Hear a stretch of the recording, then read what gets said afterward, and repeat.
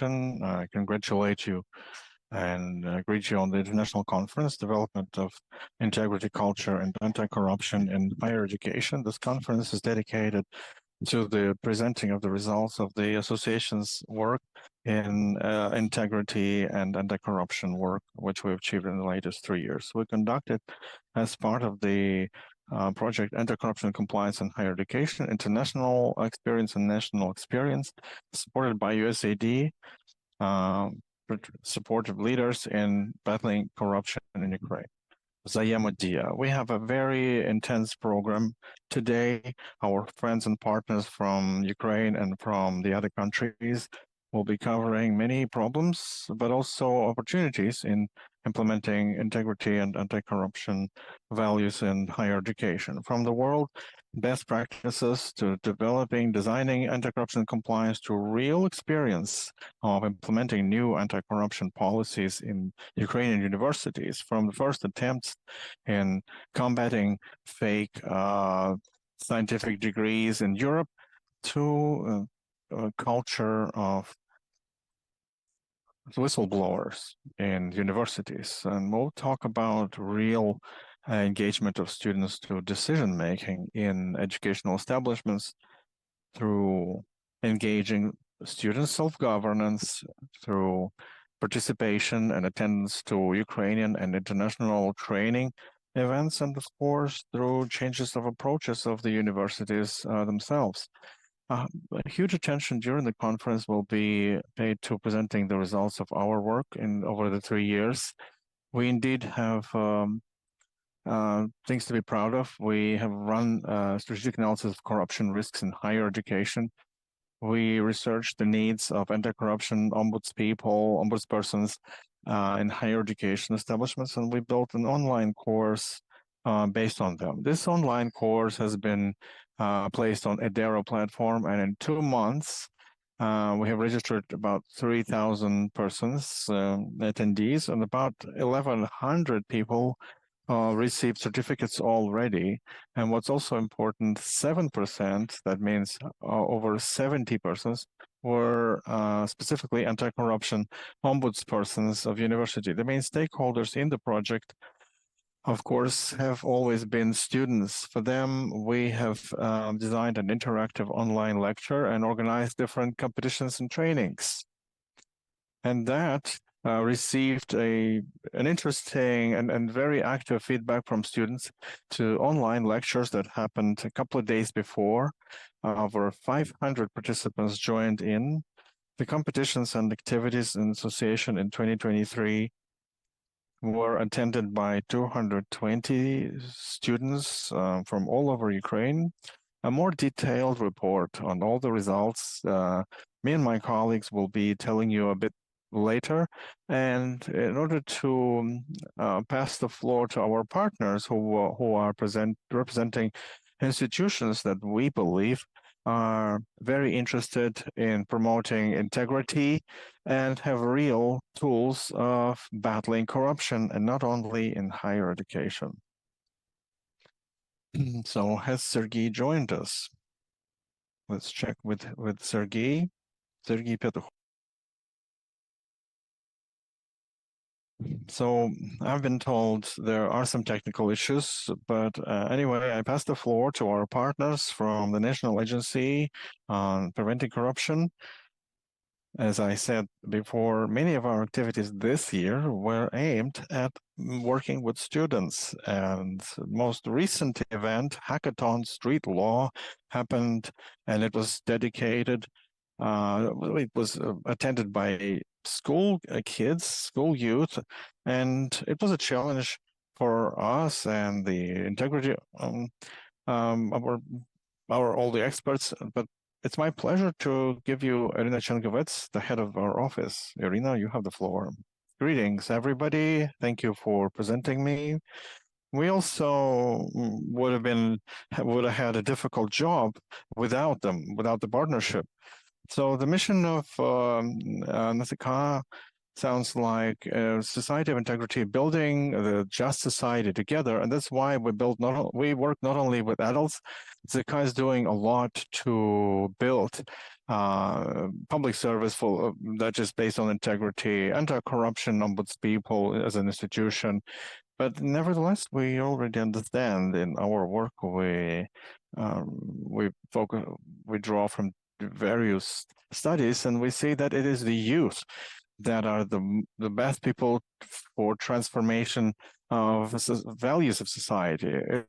It's the age where person is strong enough and motivated enough to really capitalize on integrity and not something else. So that's why our project is aimed to explain to the young people how can you achieve a better life through integrity, why integrity is better for human beings, how to build and create an integrity-based environment around you. And we, with the colleagues, are now working on this joint project and recommendations for higher education and for educational establishments, and Julia will be telling us about it. And it's not enough just to talk that you need to be an honest and decent person. It's not enough just to say like an imperative, you should do that or that. You should live by example. You should teach by example of behavior, and you have to try and aim at changing the environment. Because if we only print books, if we only printed materials, but don't change the approaches of working with students, if we don't change the very mindset of, then it's going to be just cognitive dissonance between what we say on paper and what we actually do. And it's hard to bridge, and it's very shaky. So what is integrity for us? We like, recent times, we like that integrity as an English word. But integrity in English, it's not only good manners or being a decent person. It's also about a wholesome person. So being wholesome is also part of the meaning as we say it in Ukrainian. So you not only adhere to certain principles of not harming other people, but you also try and act along with these principles, even if nobody is watching you and there's no virtue signaling going on, but it's just virtue. And so when you're able to do that, that is the way to do that. And we're very excited to hear from all the participants about international experience and Ukrainian experience. So everybody just, I wish you all have great session, draw many new ideas of how to explore and expand integrity in higher education. Thank you, Irina. And I want to pass the floor to our next speaker. I want to say that our research and activities basically were focused on two main things: analysis of corruption risks in higher education, as well as working with anti-corruption ombudspersons in order to help and streamline their work and give them new tools. And as a result, we designed certain guidelines that we, with Irina, will be telling you about. They were created to try and minimize corruption risks and explore better work, anti-corruption work in universities. But we want all such institutions be engaged, especially policy-making institutions. That's why we're happy that the head of the subcommittee on higher education from the Ukrainian Parliament in Education, Science and Innovation, Julia Grishina. Greetings, Julia, and thank you for supporting our initiatives. It's very nice of you.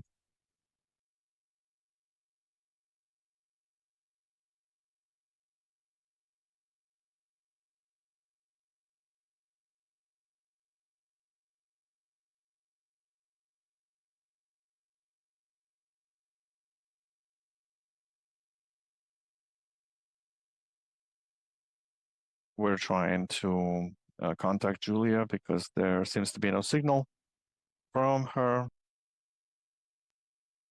Sorry, we're fixing.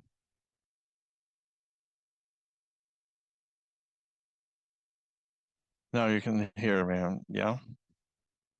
All right, Julia, Irina, everybody. There's so many people joining this such important event, and I'm happy that our work with you in academic integrity, anti-corruption policy in higher education is such a systemic work.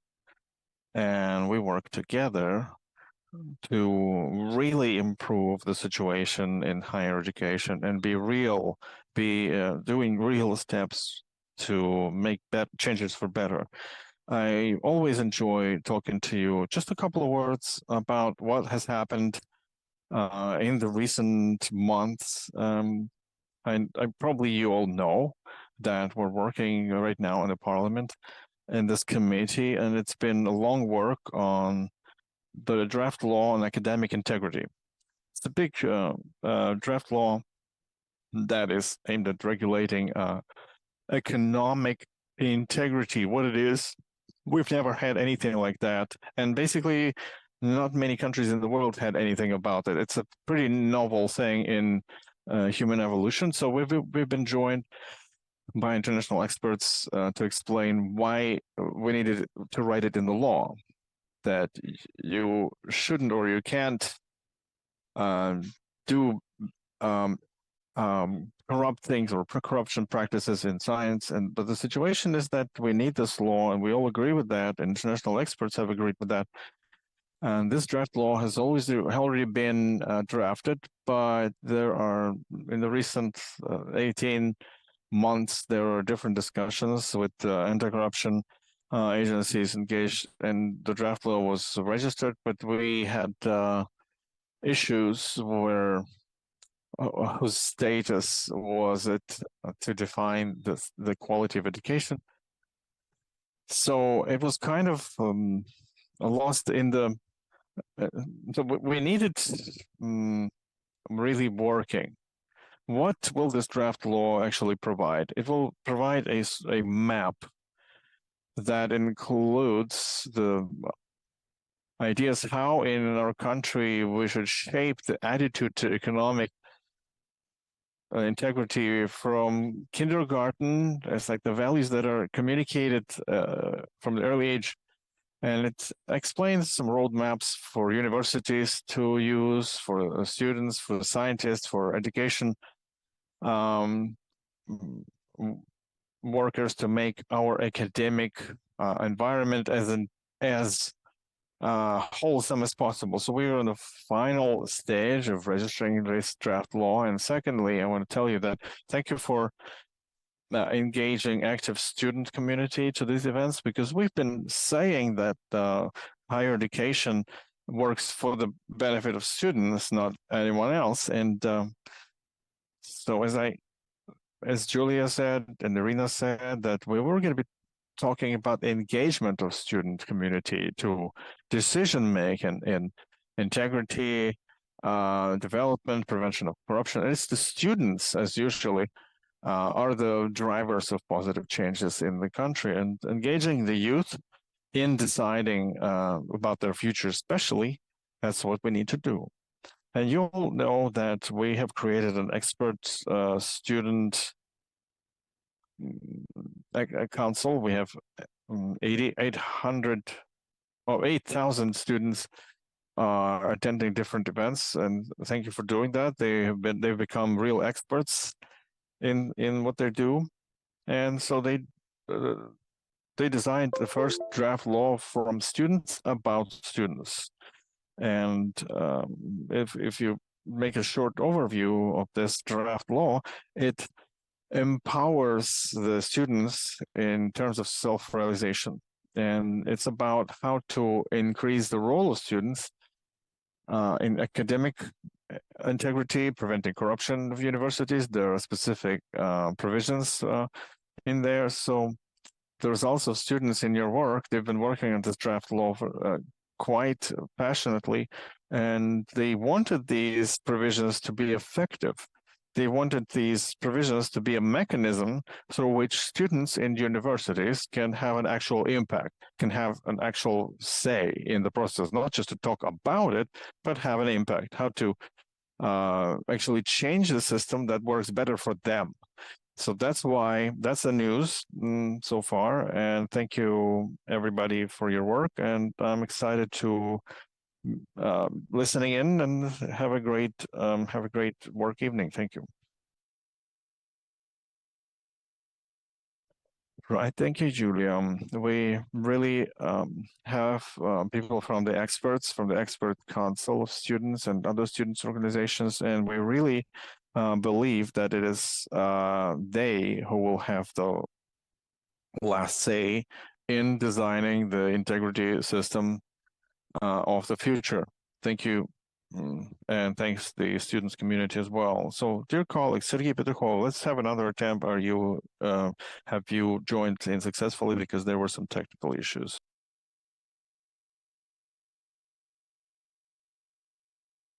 If not, then we'll follow the program now. Maybe Sergey will join us later still.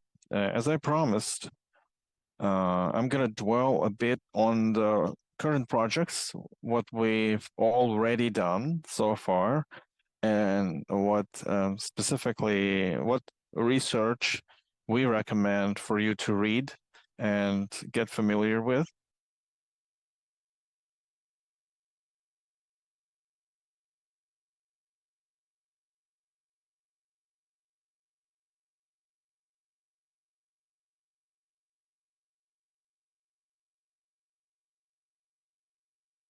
So speaking about our projects, I would like to start with by saying who we are, because as it usually happens when our educational community get to know us, they ask, why is it Association of Legal Clinics that is doing integrity, anti-corruption in higher education?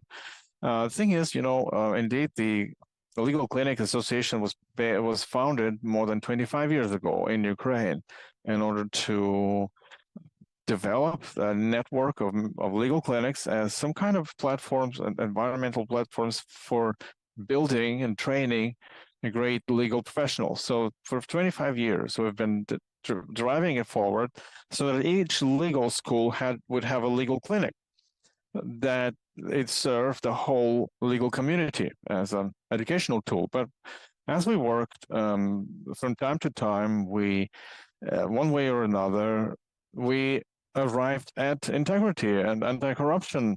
And so we ran different essays, debates, tournaments, etc.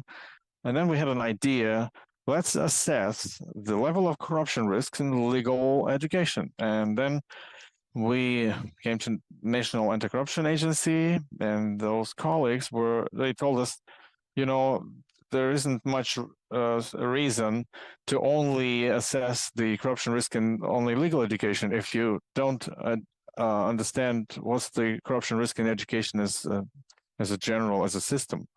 And it's us, the legal professionals, who have the tools, and also we work in universities, so it's in our hands to actually assess how big is the corruption risk in all of education. And so that's how we joined the USAID-backed project by MIT. And in 2021, at the start of the year, we started implementing our first project. And that's how it was called, anti-corruption compliance, from determining risks to battling them and or mitigating them. And that's the objective was to assess the level of corruption risk in higher education as a whole. And from then on, we've done 3 projects so far. Today is the day before last of this current project, where we will be presenting results. And there were different projects, but we put them in one tag. It's anti-corruption compliance in higher education, because basically all of our projects were aimed at dealing with corruption risks, so that the corruption risk as a possibility, as a probability of a corruption risk materializing would not materialize, but just remain a sheer abstract probability. And if we talk about main objective, the objective was to promote integrity in higher education, as I said, and we thank the colleagues from National Office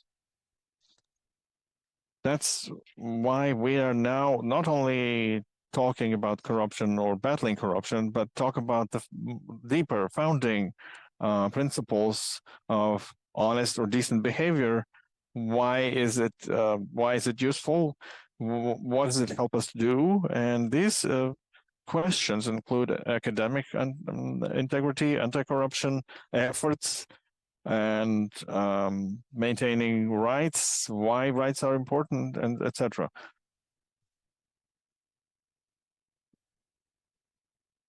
So, first stage of assessing corruption risks, we did it independently,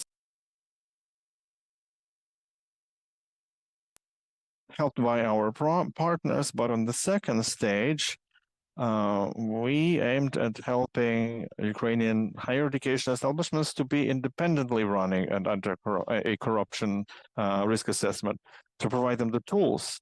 How can you independently measure the corruption risks? And we already have a methodology, and we teach the universities how to work with that methodology, because without preparation, it's difficult to measure anti-corruption risks, because university is a very, very difficult organization that merges together the elements of many different organizations. Because it's not only education, it's not only training, it's not only learning, but it's many different processes. It's administrative processes, it's staff management, it's different property related issues and management, etc. We also were strongly focused on researching of what the profession of anti-corruption ombudsperson is. Who is it that is best to be placed as anti-corruption ombudsperson in a university? What challenge they may run into? What the needs they have to be effective? And that's why in our subsequent work, we did a methodical support of anti-corruption ombudsperson's institution within a university. It was also important for us to design a model of what is effective involvement of students in anti-corruption compliance system design in university. We understand what we need to do. We understand how to minimize corruption risks, but it's important for us so that the universities are aware of this importance of engaging students, so that the students' self-governance is not just on paper, that students really would have a say in what they work with. So another goal is interacting with the national and national organizations, especially in higher education, and we managed to do that. We'll tell you later about these events, and basically all of the events that the association is running at the moment.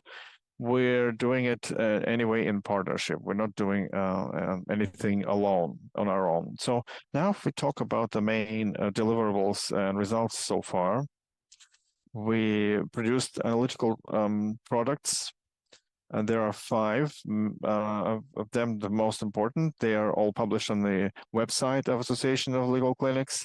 You can find them on the website. You can follow the QR code on the screen. And almost all of our studies are published also on the National Anti-Corruption Agency's website, where you can peruse them. And first of all, it's studies that we are very proud of. It's our strategic analysis of top 25 corruption risks in higher education, where we have collected the ones that are the most critical, that we believe, that are the most frequently leading to corruption-related infringements. We built them based on the general catalog of risks in higher education. You can also find it on our website. There are 55 risks listed. We have analyzed corruption-related risks based on 4 main activities in the university. Of course, that's the most important. It's education, it's training, and also it's administrative work in the university. It's scientific activity. But in a scientific activity, we only research the processes that are happening in the university itself. We didn't talk about scientific institutions. back then. And the fourth sphere is partnership with universities. When we were designing our catalog of top 25, we only started the research in that process, as we are continuing it as part of the work group of Anti-Corruption Agency. Also, when we talk about corruption risks, we had additional research study. It's corruption risk of exam campaign 2022. After the large-scale invasion of the Russian Federation,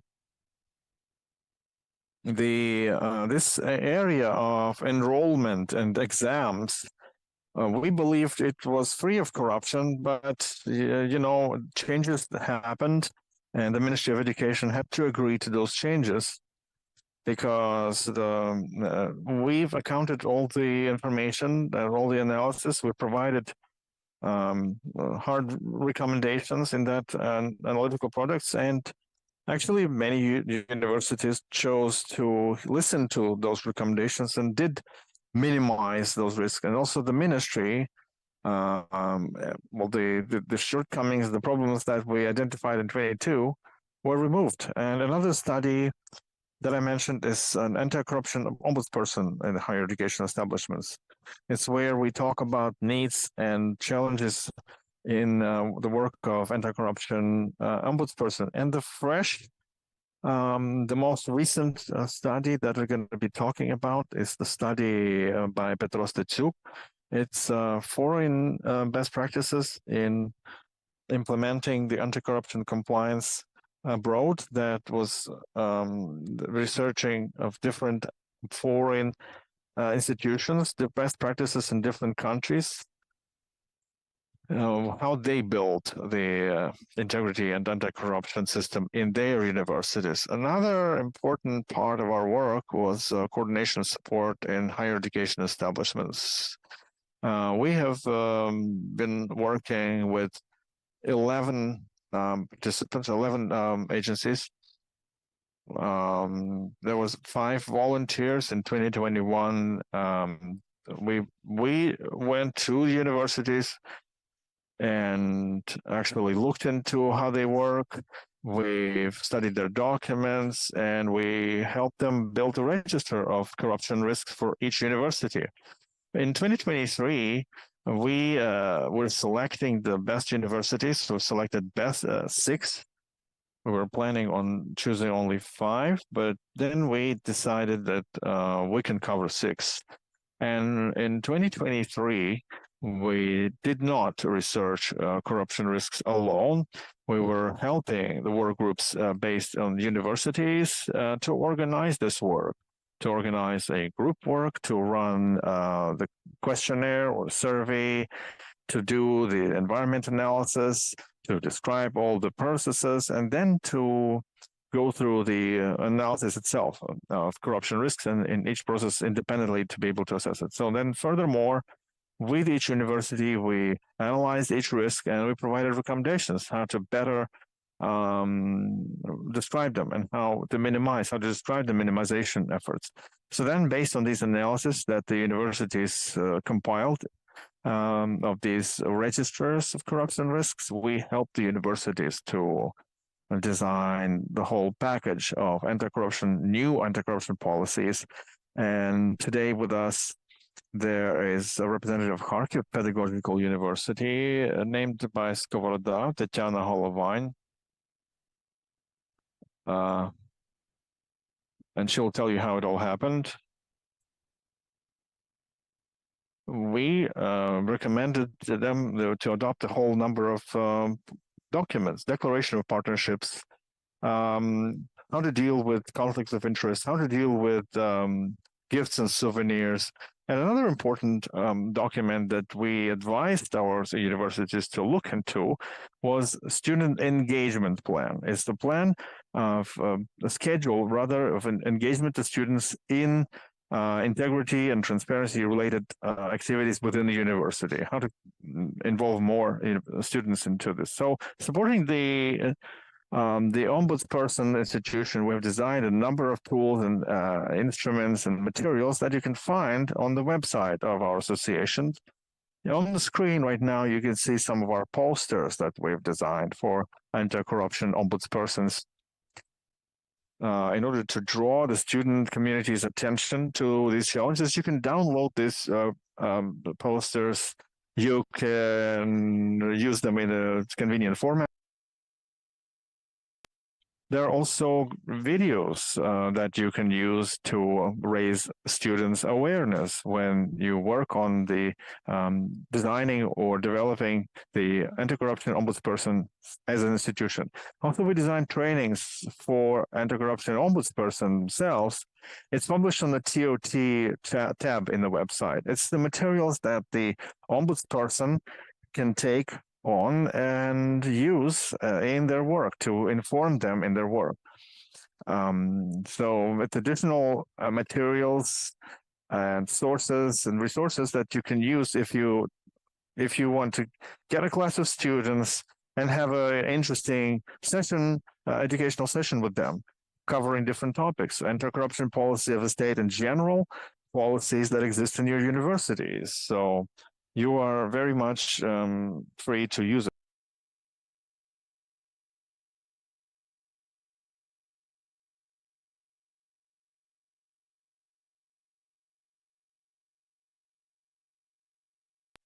Also, based on the study of anti-corruption risks, we did an online course, plus the needs of an ombudsperson are there. Before we designed an online course, we ran a series of trainings for anti-corruption ombudspersons in March. And based on those trainings, we also clarified what other needs the ombudspersons have, and then we designed this online course for them. It's available right now on the Edera platform, and it covers specifically all the processes that universities involve, and they can pretty much quickly build and communicate to everyone the system of compliance within the university. So we highly recommend to take this online course to both anti-corruption ombudspersons, to students, to teachers, and of course to the management of a university. It's also going to be very useful for them to understand how specifically you work with corruption risks and deal with corruption risks in universities. Also, just last week, we prepared an interactive lecture for students. We designed it together with a platform, or Edera Studio, rather, in partnership with Anti-Corruption Agency. And we're telling students how they get engaged in these processes within the universities, what tools they have. Of course, it's interaction with anti-corruption ombudsperson and interacting with student self-governance. What kind of leverage they have, what kind of connections they have to different student unions, and have they ever wrote an address to different branches of authority. So we did pilot a variant of this lecture. We received a lot of positive feedback, and it's very light. It's very well received. It's only 20 minutes. And so we designed another set of methodological recommendations for ombudspersons, how they can use this lecture when they run sessions with students, how you can first run a discussion, then see a lecture, then do some group work, then do some plenary discussion, etc., etc. We will also send out the materials and publish those materials on the website of association as well. So if we talk about another area of work, as I said, it's interacting or cooperating with international and national partners. We've managed to build quite an effective cooperation with them. And most important result at the moment is, of course, building a work group for an anti-corruption agency to design methodology, how to use the tools and mechanisms to transform different mechanisms of higher education based on transparency and integrity. So it's a long name, but the document itself, we try to make it as accessible as possible. We write that it's a guideline. It's not some kind of difficult to understand methodology or a legal act. It's just a recommendation. It's written as a guidance, and we try to describe how you can implement a certain recommendation in real life. So we write these recommendations for the management or the administration of educational establishments, and we also do a breakdown by different chapters. How to implement integrity during the learning, during the process of working with students, how you deal with paperwork, administrative tasks, etc. And it's also how to build partnership within a university itself with the main stakeholders. So talking about partnership more, we also managed to engage experts from all over the anti-corruption infrastructure in Ukraine to organize students' events, the Anti-Corruption Agency, the NABU, Anti-Corruption Prosecution, Anti-Corruption Court, and you should say that all the anti-corruption structures are very much open to work with the youth. In many of them, there's students' internship available. The SAP, the Anti-Corruption Prosecution Office, is still left for that, but they are planning the internship as well, because it's very important to make their work better, to improve their quality, and to build that mindset of integrity and zero tolerance to corruption and why it's important with the young people. So we have a wide scope of cooperation, international conferences, and our own conference was attended by friends from Ireland and Great Britain. Just yesterday, our students who were winners of Anti-Corruption Quest, they returned from the study visit to Ireland, and they will be joining in tonight, telling us all about how it all happened and why they decided to join the Anti-Corruption Quest. That was rather difficult. It lasted for 5 months, and what did it give to them? And so internship, as I said already, we're trying to take our winners and get them to internship or scholarship in different anti-corruption agencies.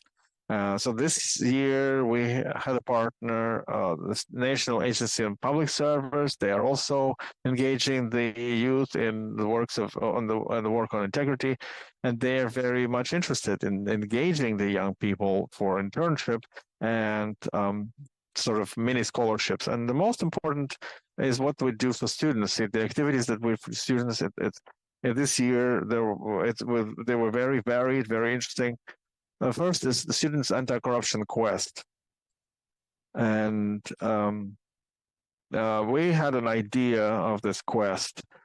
We wanted to have an activity that would allow to delve deep into integrity and anti-corruption within a university, how to make students think about it.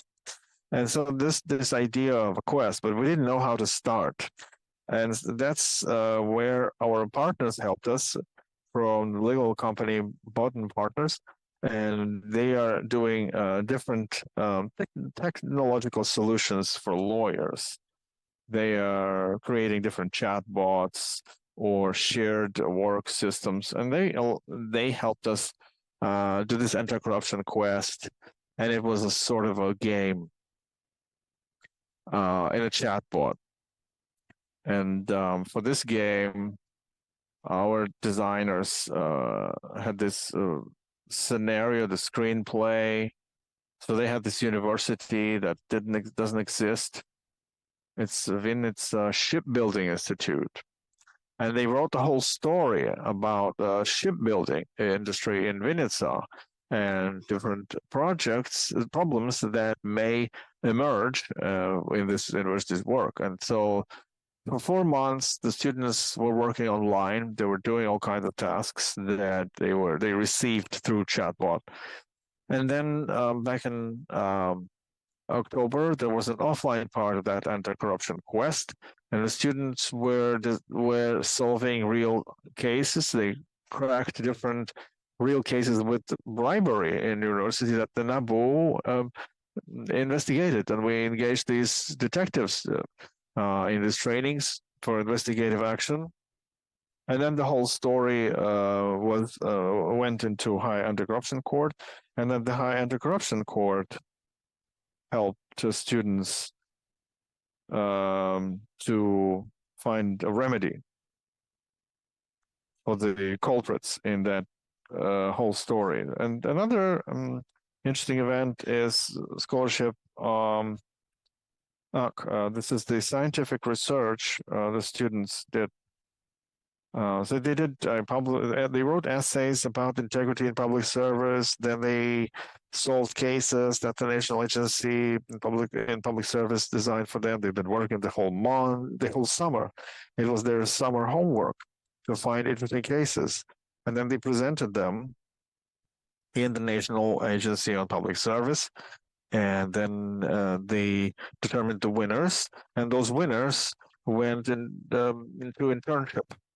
And just 2 weeks ago, there was a hackathon, street law. It was finals, and the students were working for 2 months.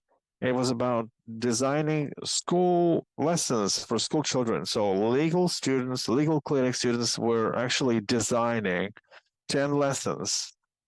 And then they presented those lessons in a school of City Brovary. And all those lessons were about issues of integrity, corruption. And it was, in layman's terms, the students described the school kids about different important problems. So shirking in the workplace. The school kids had a hard time understanding first what it is, but then they received an explanation. Then there are different competencies of what each anti-corruption agency is doing. When is it the police's work? When it's the NABU's work? So all these kind of complex things were explained in layman's terms, so that it's accessible to children. And November 25th, we had a meeting with the students, activists in Kiev. So they were biggest Ukrainian students, community organizations, expert councils in the universities, Ukrainian Student League, Association of Students of Ukraine, League of Students and legal establishment, and also pilot universities, and also alumni of our anti-corruption quest. And so the main issue we were discussing was specifically different plans on strengthening the role of students in decision-making within university in their students' life. Thank you so much, colleagues, for your attention. I didn't announce it first, but please, all the questions, you can now post them on the chat. We will be promptly responding to them. There are many attendees. That's why we decided to switch off everybody's microphone, because there's a broadcast right now on Facebook. So in order to avoid the additional noise, we decided that. But if you have questions, we will absolutely answer them. Please post them in the chat. And in the end, or write down your questions. And at the end of this conference, there will be a time for general discussion, and we'll be happy to talk to you,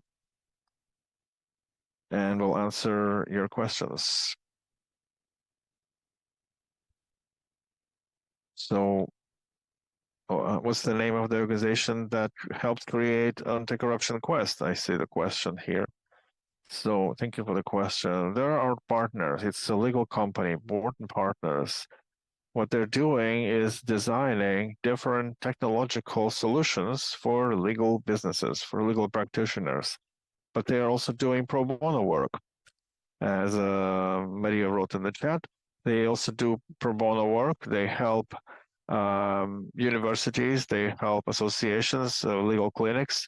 They often are doing educational events for students and activities for students. And so we're very thankful to them. We had a great quest with them. And so it's been worked on by a big team of experts. And the screenwriter of the quest, technicians, and the associations team. So we're proud of doing this great job.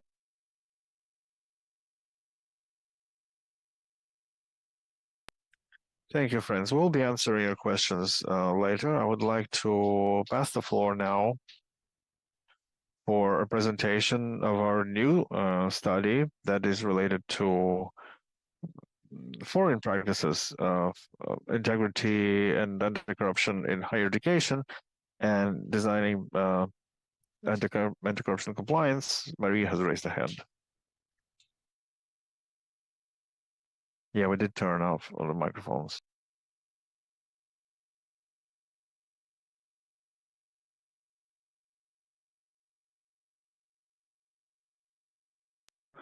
I think Sergei Petukhov has joined in. If he's here, he wrote an email. So maybe we should turn on his mic if he's here.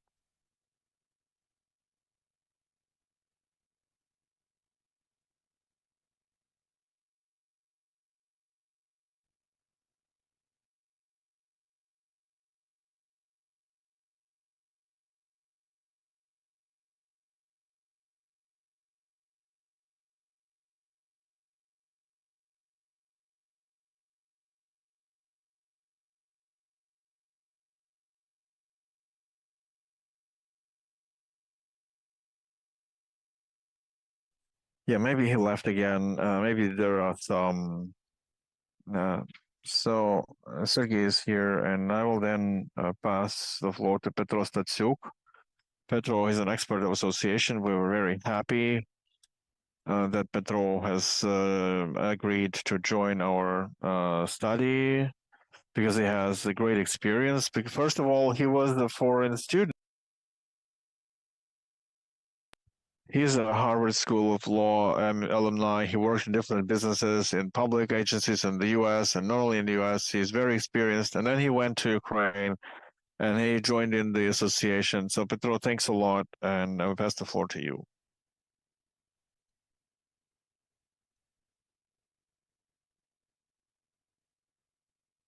So I was writing this research with two objectives in mind. First objective is to describe it a little bit, how to work with international sources, the UN, the Council of Europe, and how. Oh, this was a research in Ukrainian, and what I also wanted to add a couple examples from international foreign universities regarding management or governance and the structure of compliance. Not only, not necessarily only anti-corruption compliance, but also including anti-corruption compliance. Because I was working in the US and London for 5 years on HSBC, in a bank where they had problems with compliance and management governance, and also work and as a prosecutor, we investigated such corporations. So for me, it's very important. It's important to know how anti-corruption activities should happen, but how the structure itself should work so that the management actually is effective. Well, I hope you managed to read the research. I'm joking. So in general, what are the what signifies a successful university in this regard? So of course, we all aimed at zero corruption, but there are sometimes, people in an institution and they are corrupt, and that's the reality. So an ethical university that works so well and smooth, first it learns to identify these challenges by themselves. Not the law enforcement or journalists have to work, but the university itself sees these problems, and secondly, it can respond to them. It doesn't just allow them to be. Either it investigates or sanctions something, but it's capable at least to identify the sickness and deal with it. So that's what it is. I try to group different portions of materials and add some examples from foreign universities regarding compliance. And if you look at the research, there were like seven chapters in there. And I've added the academic integrity because whether it's corruption or not is a question for debate, but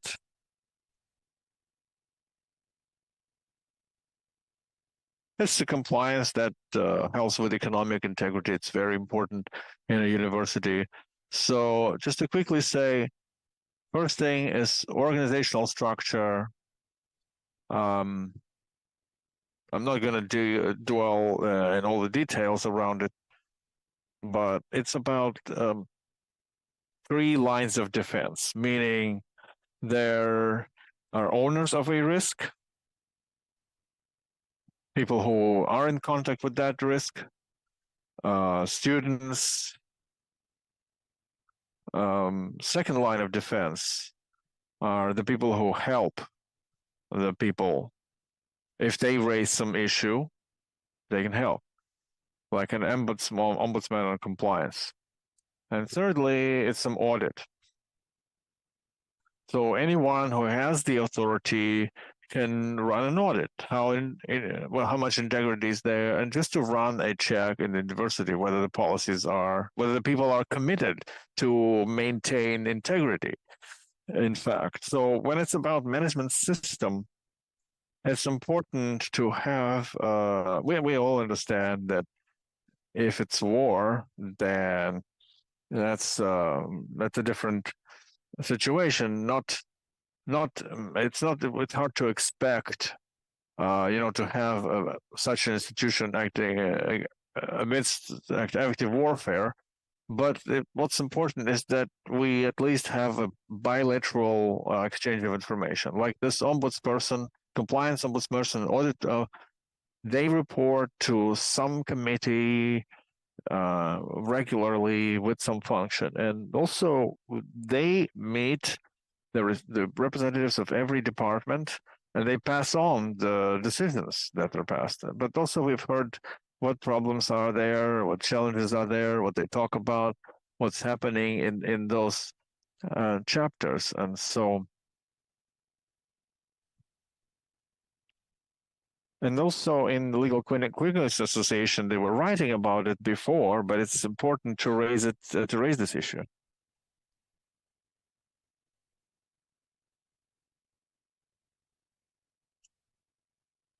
So that the students and teachers were listening to experienced people. So they said that this anti-corruption of compliance is the priority of the university. You can read the study for deeper assessment, but it's just a general overview. The main idea regarding the organizational structure. So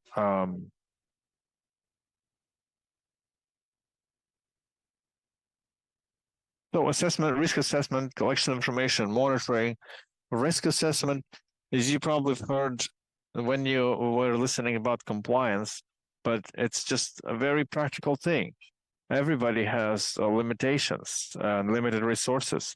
Everybody has limited time, limited staff, and you have to think what risks we have, where in our situation there is a risk of corruption or other infringement.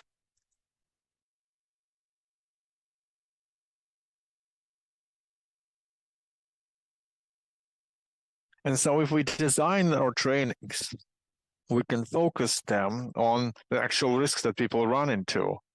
So because the teacher will run into different risks than the chief accountant. And that's what I mean when risk assessment is used as a principle of more effective use of resources. That's what it's about. When we maintain principles of integrity, it serves all of us. And so the collection of information is the Legal Clinic Association has also done that before. This study just last year, if I'm not mistaken, they did a study in different universities to know from teachers, from students, from the staff, what is this university?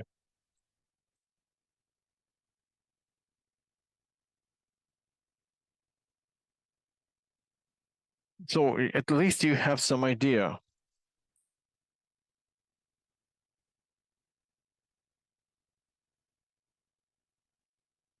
And the monitoring. So you could add materials from the UN about different ways to engage of teachers, students, so that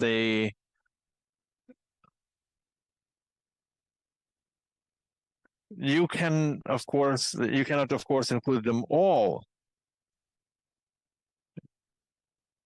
You just look in these translations and decide whether this plan is good for you or not. And can it be the same all over the world? But in different countries, there are different examples.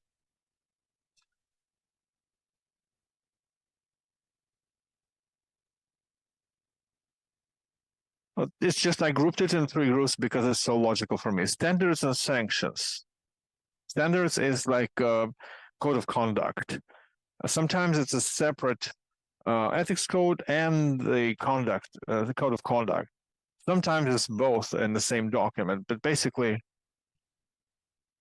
that describes that actually informs the teachers and students about these principles. And there are different other policies around some issues like a conflict of interest if you want the detailed information. And so there are a lot of written materials about this, about these code of conducts, like in academic literature, in universities, but mostly there are things like conflict of interest, for instance. If you have a different work other university, do you need to notify someone? Do you need to get a permit for that? It's just that the employees need to know, is it possible or not, if you need to notify someone. Also, protection of whistleblowers, which so that there is no retribution against the whistleblower in a certain situation. And of course, sanctions. Sanctions, if, for instance, there's an infringement of certain rules within the code of conduct, what sanctions would follow? Because, although I've been a prosecutor, I know that sanctions are important, but I would agree with people who say that you have to also note whether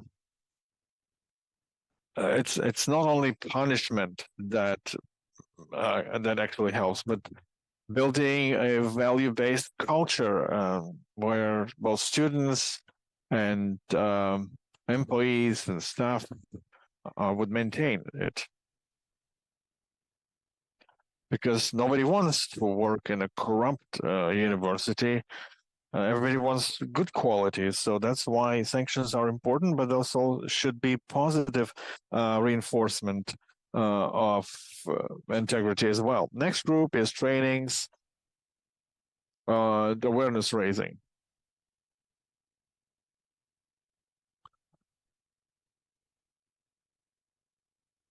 So it's basically a synonymous.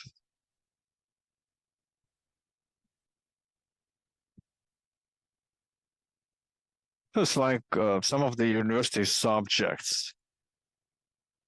Of course, it's about philosophy and business. So the training like this can be there, and it's easy to implement because it's easy to be incorporated in different specialties. Also, there can be short trainings around the code of conduct itself. Students, teachers.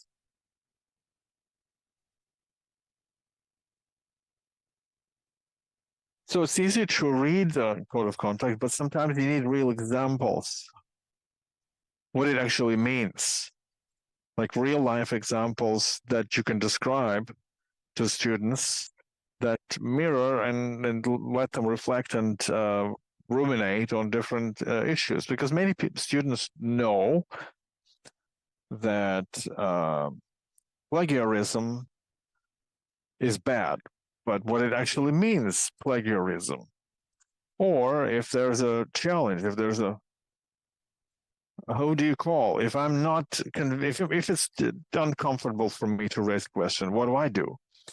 And you can discuss this, but everybody needs to then communicate it to everyone before you have a problem, before you have to deal with the consequence. And you know, raising awareness is basically like a promo campaign.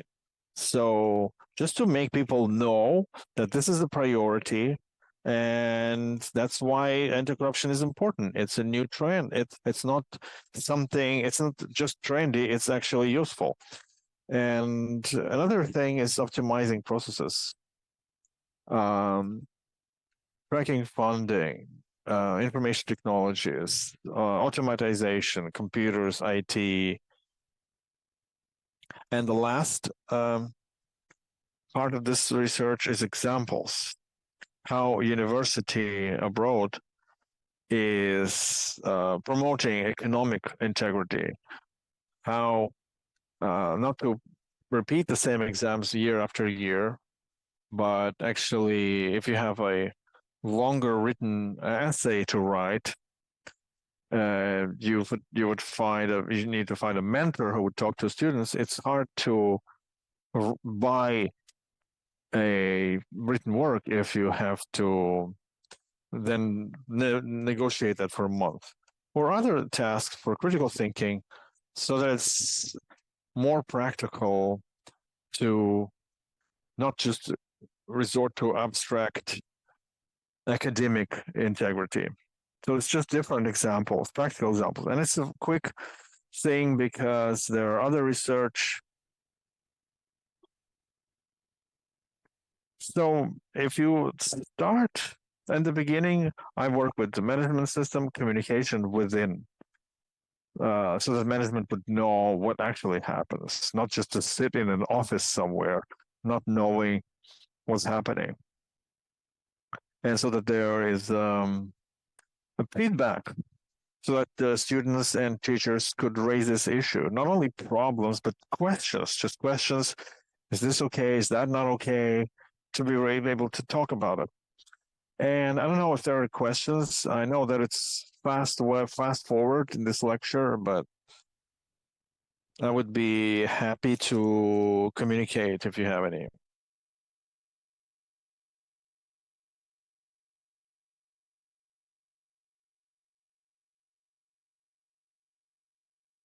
Feel free to provide feedback, negative and positive, all welcome. So dear, thank you, colleagues. Write your questions in the chat.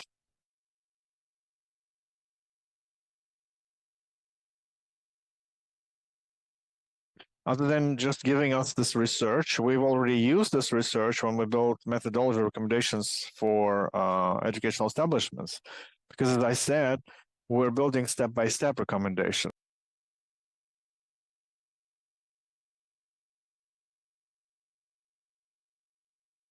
It's important to show that this recommendation has not been just improvised.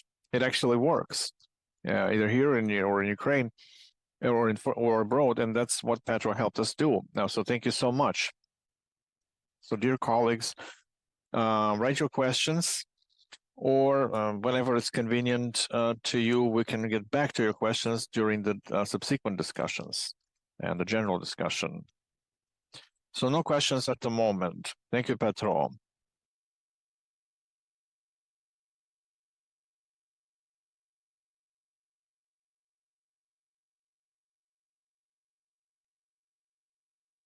Thank you, Petro.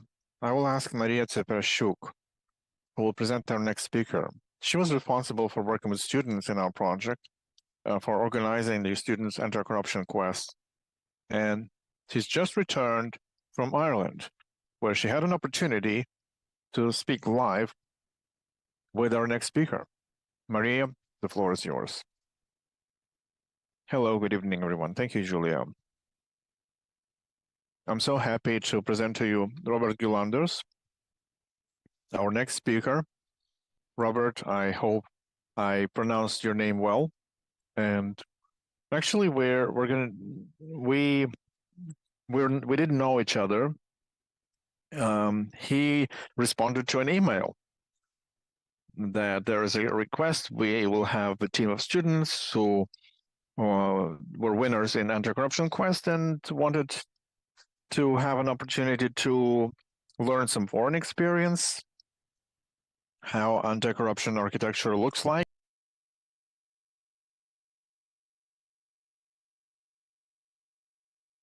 How it works in the academic community. And so Robert responded and he organized a great program for the entire week with different speakers in different institutions, from academic community, from the state, from Transparency International, and it was incredibly important and interesting. I think we will hear today from the attendees as well, but let me present Robert, not take much of his time. He is a professor of economy in Dublin University. He's a co-director of University Center of Anti-Corruption Studies. He is the main researcher in this center's activity, which is around corruption, gender, and sustainable development. And he also cooperates with different institutions, with the Ministry of Justice in particular, because he's part of the research council that coordinates this Ministry of Justice. And in this particular project, he cooperates also with the Ministry of Foreign Affairs. And Robert's he knows so many cool things. And we're very thankful for that he agreed to join our conference. I just want from myself and from the whole community to say thank you to Rob for such involvement and help to us. So let's not take much of your time. Robert, the floor is yours. I'm happy to see you on this conference. Hi, everybody. It's really nice.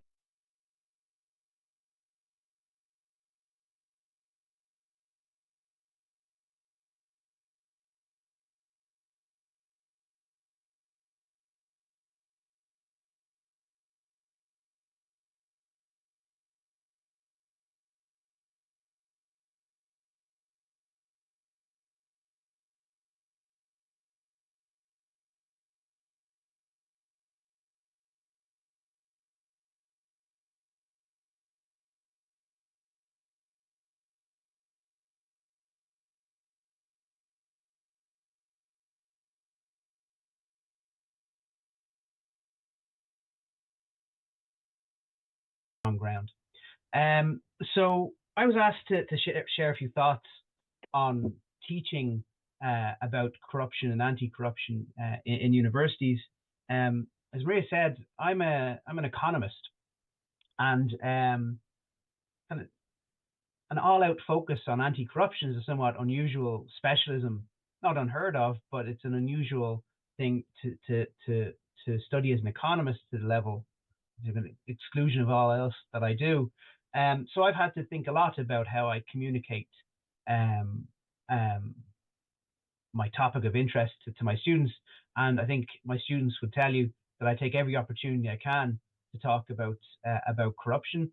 No matter what I'm teaching, I try and work it in. And I think that's a big part of how we engage students in wanting to learn about corruption and how we engage them in wanting to go on to fight it. So one pretty effective kind of first sensible thing to do, I think, when you're talking to students from disparate backgrounds about corruption is find something to latch onto that they can care about. And particularly in Ireland, where we don't really have, every country has corruption. Ireland is lucky and has fought hard to have relatively low levels of corruption. Certainly, kind of street level bribery is very, very uncommon in Ireland. So it can be hard to grab the attention of students on first pass. What I've found to be quite useful is the framework of the United Nations Sustainable Development Goals, which I'm sure we're all very familiar with. I always tell my students there's a reason why the anti-corruption goal is towards the end, that we can't hope to achieve any of the others unless we take corruption seriously. That means no environmental protections of with any teeth. It means no decent work. It means no fighting against poverty and inequality. No protection of people's dignity and the planet's integrity. And if you have a university student who doesn't care about at least one of those SDGs, you have a problem. So I find that talking through the UN's SDG table is a very effective way to kind of get an interest to begin with. And also, you know, so I work in a business school. I do mostly kind of political economy analysis of corruption, but I have to teach. Sorry, just give me a confirm my speaking language pop up there. Back to English. This is as close to English as an Irish person can get, I'm afraid. So I try and link what I'm talking about to the skills and the kind of career interests that I have. So when I'm talking to kind of business studies students, I try and link it to how they're going to have to function in their own careers, particularly if they do business internationally, or if they want to work for multinationals, which are super important to the Irish economy. If I'm talking to our students who are taking a joint degree in economics and law, I try to talk to them about how we can try and understand behavior and compliance in various different contexts. And you can usually try and work in a way that they can have not only the kind of the pro-social reason to care about corruption, but also a mercenary, this is good for you in your career and reason too. A second thing I think is important is, as I said, Ireland is a relatively clean country. All countries have corruption problems. Ireland is relatively clean. And I find it helpful to contrast the experiences that my students are likely to have had growing up with how things are in other parts of the world. So a lot of my work deals with data from sub-Saharan Africa, where people have a very different experience of interacting with the state than people in Ireland generally would. And I often find that, you know, when I show them data that says, you know, 25% of people in sub-Saharan Africa, on average, it varies by the country, of course, are likely to have had paid bribes to, you know, get their kids into school or get medical attention. It's a very jarring realization for people because it's a very different way to live their lives. So I think providing context, providing other viewpoints, other lived experiences is very important as well. The one thing that my center and I have been thinking about quite a bit in the last year or so has been sexual corruption, sextortion, as it tends to be called. And I find that students are quite interested in this. They find it abhorrent, of course, as they well should. But pointing out how often, or how, you know, how relatively common it is for women in poor countries trying to access water and sanitation services have to kind of fall victim to sexualized forms of corruption has been a very effective way to get people's attention. That draws on really excellent research that's been done by colleagues in the Water Integrity Network and other organizations. Another thing that I think is useful, as I said, is to try and build, I mean, and I think this goes for anything that we do as academics, whatever we're teaching, to try and bring our own research expertise and interests into the classroom. Really, really important. Students like it when they know that we do research and that we have some degree of expertise and standing internationally. So trying to bring my research interests into the classroom, no matter what I'm teaching. So I'm teaching international trade theory, talking about how, you know, the simple models of trade say that, you know, openness to international trade makes everybody, lifts all boats. If you do some sensible redistribution, you can talk about, well, the way in which corruption and political failings can give rise to bad outcomes. So it's good to bring in your expertise. The students, once they know that you're passionate about something, that you have interest in something, I generally find at least a few of them start to get engaged. Another effective tactic, I think, is scaring students. So, you know, when I'm talking to the business school students, again, Ireland, there's a lot of multinational activity. Talking to them about the Americans Foreign Corrupt Practices Act and similar laws is an effective way to get their heads up off the desk and wake them up for a few minutes. talking about the size of the fines, the implications for their future careers and livelihoods, and ability to get visas and so on. This is an effective thing, but it's also, you can scare them in a more positive way, which saying, you need to know about this stuff and you want to try and reduce it as much as you possibly can, because if you are doing business out in the world, you are going to come into contact with people in places where corruption is more common, and you need to know the right ways to avoid it and protect yourselves and your firm. Another, a really important thing is what you guys have been doing, which is what we call co-curricular activities. You're the winners of your anti-corruption quest, I think, are an excellent example of how offering activities that run alongside a curriculum, where students are drawn into it largely for the kind of intrinsic value of it, rather than pursuit of grade, is a very effective way to go. We do similar things in my university. For example, every year I run a kind of a journal club, a reading group for our final year undergraduates. Every week we get together and we read a paper that's usually about corruption. They come because they want to. They don't get any grade. They might get a nice reference letter from me, but you can judge for yourself what that's worth. So they come, they're interested, they learn, they push forward, and they often start to feel in command of the material and interested. So after a few weeks, I usually say, well, these are the papers I've picked. What would you like to learn about more? More often than not, they want to go down the line of learning more about corruption. And this is what we call formative assessments, where you get people to do things not for grade, but to kind of develop their own skills and interests. I think that's really important.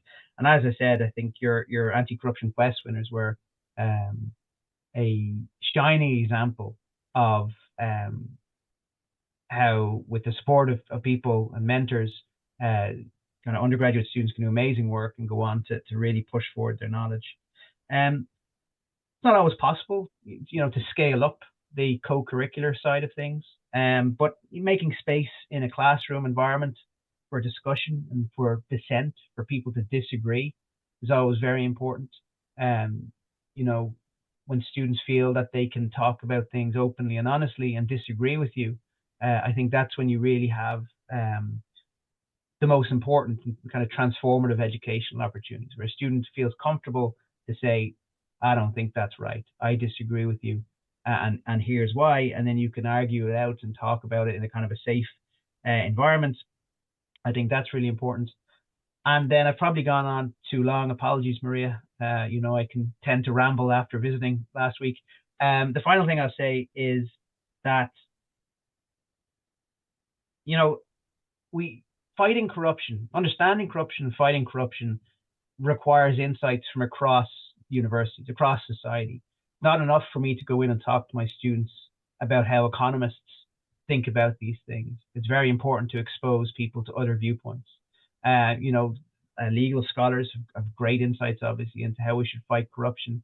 But I often find that sometimes, the law academics aren't fully aware of the kind of work we do in economics and vice versa. And then there's political science. And I recently spent a few days with some sociologists in the United States, and they had a completely different way of looking at the problem. The interesting thing was, sometimes we arrived at the same conclusions, sometimes we arrived at different conclusions that were still somewhat complementary in trying to drive forward our understanding.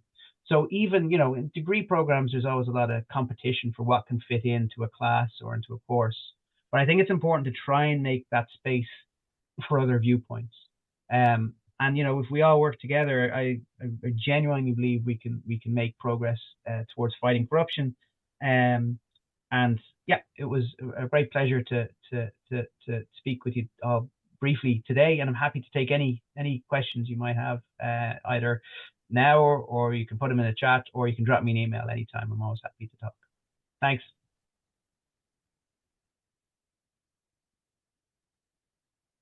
Thank you so much, dear Rob. And I think your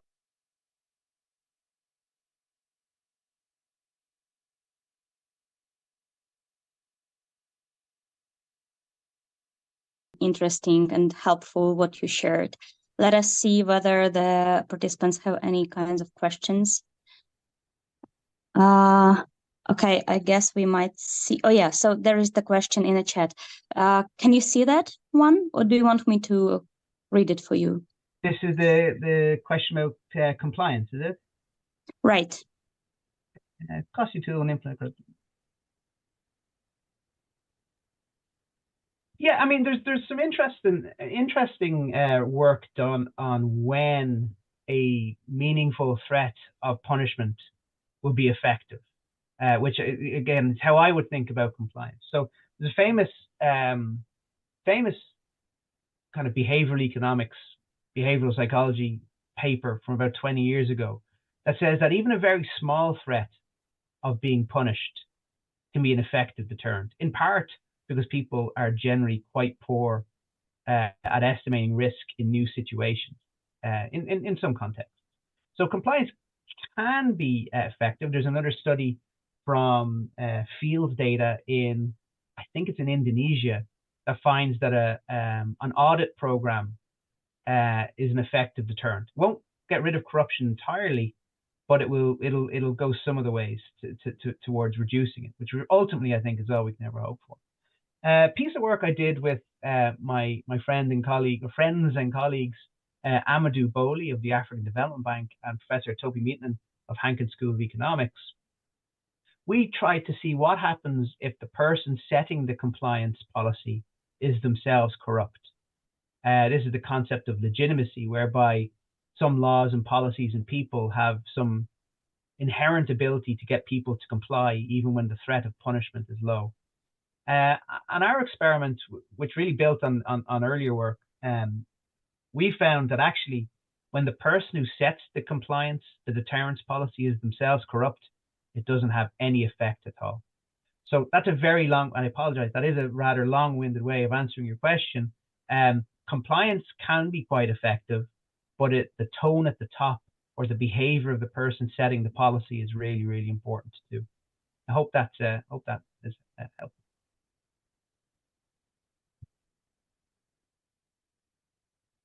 Thank you so much. I will switch to Ukrainian, I guess, and will ask whether anybody else has questions. Друзі, чи є ще у когось запитання до Роба, поки він з нами, бо я не... To Rob, well, he's here. I'm not sure he will be able to stay for the entirety of the conference. He might have limited, so seems to be no further questions. Right, then I will switch back to English. Thanks, Rob, and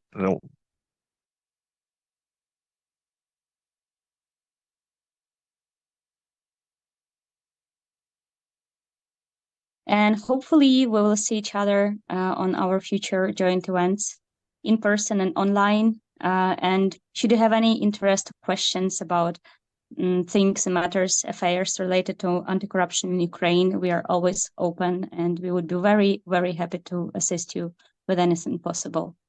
Thank you so much. Thank you, it's a pleasure. And if anyone wants me, they can always find me on email. Thank you very much. Bye. Take care, bye. Дякую дуже, Марія, і дякую, Робу. Друзі, ми йдемо далі і все ж таки продовжуємо говорити про цю систему. Talk about the whole system of anti-corruption compliance and its development in Ukrainian universities. As I already presented before, we worked with the pilot universities from different regions in Ukraine. And in this project, we selected 6 pilot universities. On one hand, the colleagues had it, they had it easier because they understood what was going to happen. And we were saying from the very beginning, but from the other hand, the colleagues had to do everything on their own. The work groups in universities had to be from the very first stage to do the assessment, first of all, the environmental assessment and what they worked, then to do the corruption risk analysis, to come up with the minimization plan. And I want to pass the floor to Tatiana Holovany. Tatiana is the head of the legal clinic from Kharkiv National Pedagogical University, Grigory Skovoroda, and she was the head of the work group in her university where these policies were implemented. And you have to say that the risk register they come up with in that Skovoroda University was very detailed. It was very thorough. It was very deep. And Tatiana, let me pass you the floor. So will you run the presentation or should we better do it? Пані Тетяно, зараз пробуйте. Угу. Якщо можна, буду просити вас увімкнути презентацію, тому що трошки виникають певні технічні складнощі. I will ask the organizers to run the presentation. Так, я тоді попрошу Just a minute then. наших режисерів увімкнути презентацію пані Тетяни. Так, вже є. Дякую дуже. Пані Тетяно, будь ласка. Дякую вам. Ну, по-перше, від імені... We got the presentation. Well, thank you. First of all, on behalf of the university, I want to congratulate the participants. We believe that these kind of events are super important today. We understand that the systemic changes are happening in the country, including systemic changes in corruption prevention through education. And of course, the teachers' our engagement is increasing because it's up to them, up to us, that the dynamic positive changes and modernization of society depends on. So have a great time. Next slide. So I will try to be concise because, you know, there are many things to share, but we understand that it's all about time. We think that the universities play a huge role in building an environment of integrity because we understand that higher education establishments are not only shaped through the knowledge that they communicate, but through values that they nurture. So this kind of universities are one way of having integrity among citizens. So designing the compliance tools in higher education is not just about management, but is also a factor that impacts society in general. So supporting the culture of transparency and accountability, the universities provide to the students the opportunity to not only have high-quality education, but find intellectual playground without the shadow of corruption. So leaders, professionals, teachers in nurturing the culture of integrity and transparency helps to nurture the strong ethical foundation in our students. Kharkiv National Pedagogical University, named Grigory Skovoroda, is one of the oldest academia, founded in 1884. And it builds different specialties, professional capable of delivering different functions on the modern level of society. The mission of the university is building a pedagogue, a teacher, highly competent, highly qualified citizen and patriot, innovator, bearer of culture and decency through improvement of education and training. So this mission is not possible without anti-corruption policy in the university. That's why university would like to build a modern, effective, and transparent system of prevention, identification, and prevention of corruption, where university is aware that that corruption is a negative thing and why, and that because it serves as a hindrance to rule of law and civil society in Ukraine. And of course, that prevents further democratic transformation and will basically negate all the reforms, positive reforms that you start. So the university takes all the necessary steps to identify and counter corruption in university. Next slide. An interesting experience for our university is a project of Legal Clinic Association, Anti-Corruption and Compliance in Higher Education, foreign experience and national experience.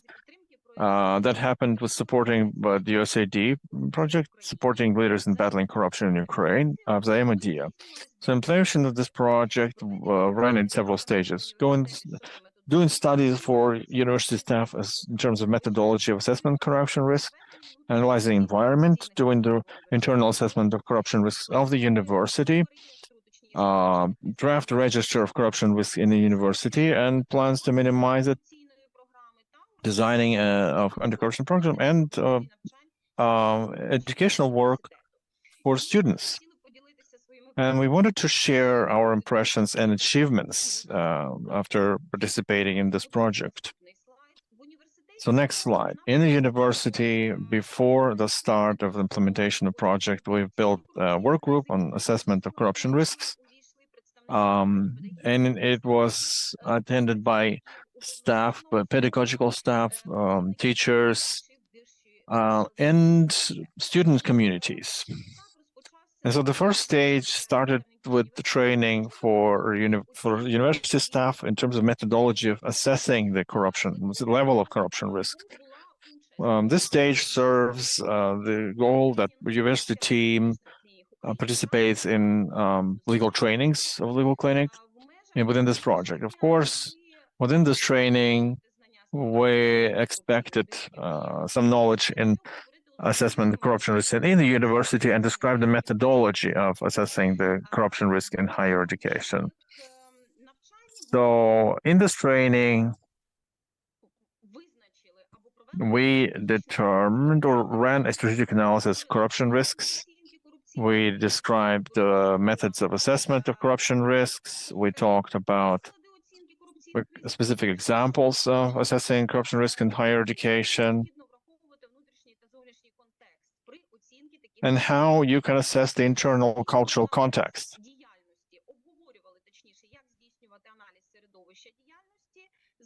How do you assess the environment in terms of corruption in academia, and how do you run analysis of corruption risks?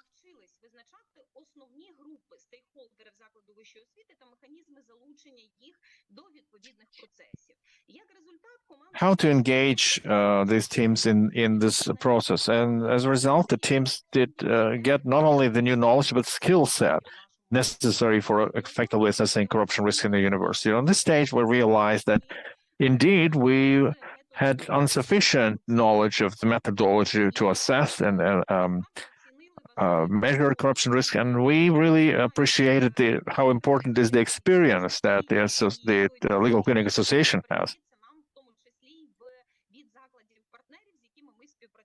And the experience we get from the partners and differences. So once again, we saw that the participation in this project was so useful to us because we actually saw how do you learn to work with the corruption risks. And then you can work furthermore. So it was interesting to furthermore implement this knowledge on practice. Next slide. So the next thing was analysis of environment of activity in the university and doing the internal assessment of corruption risks of a university. So the objective of this was to run the context analysis, anonymous survey among stakeholders to determine what are the main sources of corruption risk in the university and come up with the corruption risk plan. Dealing with the plan of dealing with those risks. So we hoped to describe everything that the university does, outline the circle of stakeholders and how much impact these stakeholders have on what the university does. And analyzing what the university does and doing the procedures and policies in the university that we had in some areas. And also we ran the sources analysis of corruption risks. On that stage, we identified the weak points of corruption risks because during the context, so we identified gaps, for instance, the cooperation with partners, enrollment campaign, curriculum, and what certain structural units do. And so assessing the results of anonymous survey was also interesting. Because we outlined how is the awareness of different categories of staff in terms of anti-corruption procedures, etc. So on this stage, we described the description of context and formed a plan of a subsequent assessment of corruption risk in the university.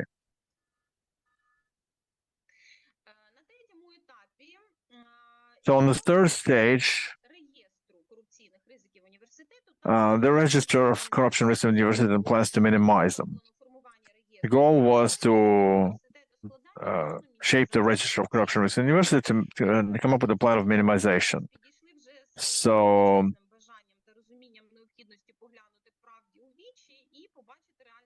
we need to look at the true situation and see what it is. We expected that we try to analyze what the university does and what it has to do with the corruption risks. So how probable is the corruption risk? How effective are the mitigation measures? So we visualized how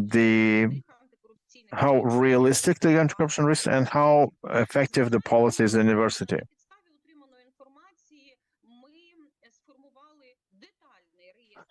So based on this information, we formed a detailed register of corruption risks in the university to make them possible to materialize.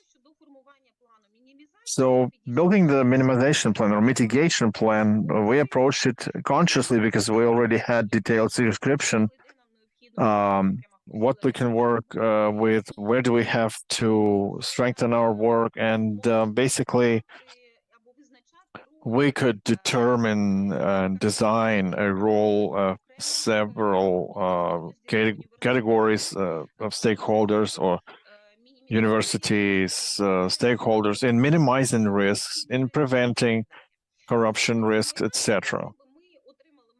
So for us, we built the register of corruption risks and came up with the minimization plan. Next slide. So that was the next stage of anti-corruption program in a university. And that was the most important result that we counted on in this project. So creating anti-corruption project with the register of corruption risks in mind. But a thorough work had to happen before in preventing conflict of interest policies around gifts and souvenirs and hospitality gifts, etc. So before we completed this anti-corruption program in the latest revision that we have it now, we formed the policy of preventing conflict of interest. We shaped the policy on gifts and hospitality, declaration of partnership,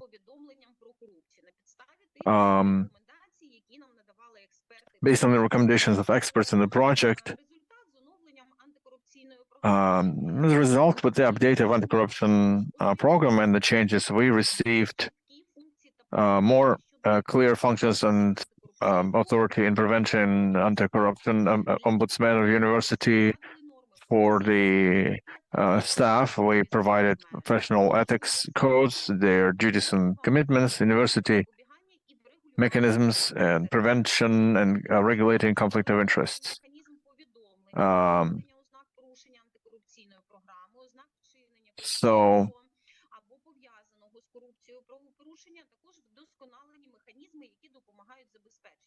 So improving mechanisms that provide confidentiality of these notifications and protection.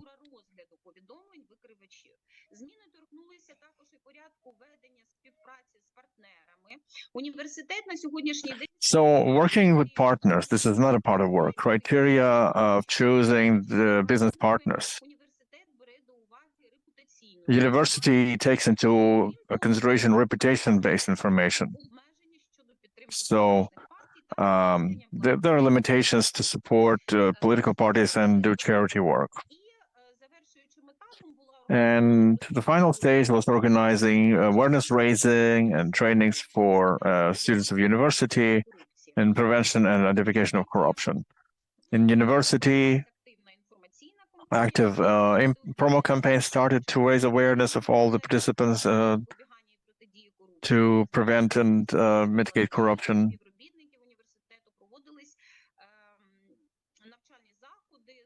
So there are events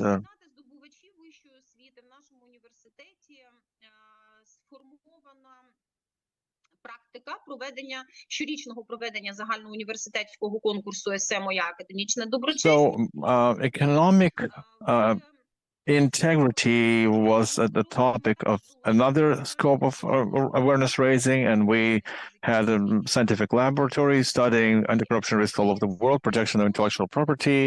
Який став такою новелою в нашій антикорупційній діяльності, і метою якого є навчально-методичне, науково-методичне забезпечення освітнього процесу. So the objective is to provide proper guidance, materials, methodology, and practical assistance. Отже, як результат даного, So as a result, сформували план залучення здобувачів вищої освіти до формування системи антикорупційного комплаєнсу університету. and anti-corruption compliance was the final stage for the university. І, звичайно, що, користуючись нагодою, ми хотіли б висловити щиру вдячність Асоціації юридичних клінік України та її експертам. So Association of Clinics and Experts, Проєкту за координаційну підтримку. thank you for the Legal Clinics Association for coordination and helping us with anti-corruption program. Була іноді навіть складною, проте завдячуючи так цій методичній підтримці, ми з цим So thanks to the methodology assistance from your side, we managed to do that. We started transformation to strengthen anti-corruption university.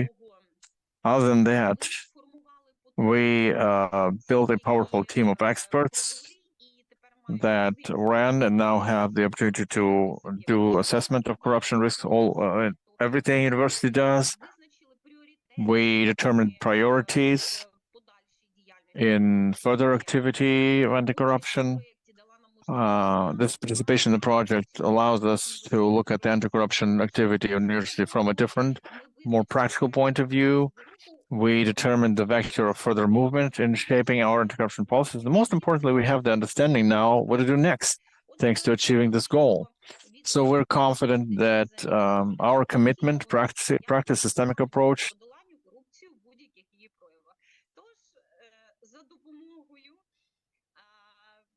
Асоціації юридичних клінік України рухаємося so далі. thanks to the Legal Clinic Association, Дякую дуже, пані Тетяно. Я пам'ятаю на якусь чергову нашу робочу зустріч. На жаль, нашій команді не вдалося приїхати до Харкова, тому що коли ми якраз запланували візит в травні, погіршилася безпекова ситуація, так, і були масовані you обстріли. know, in May we had worse security situation. We didn't have all we have land, but I remember what Tatiana said.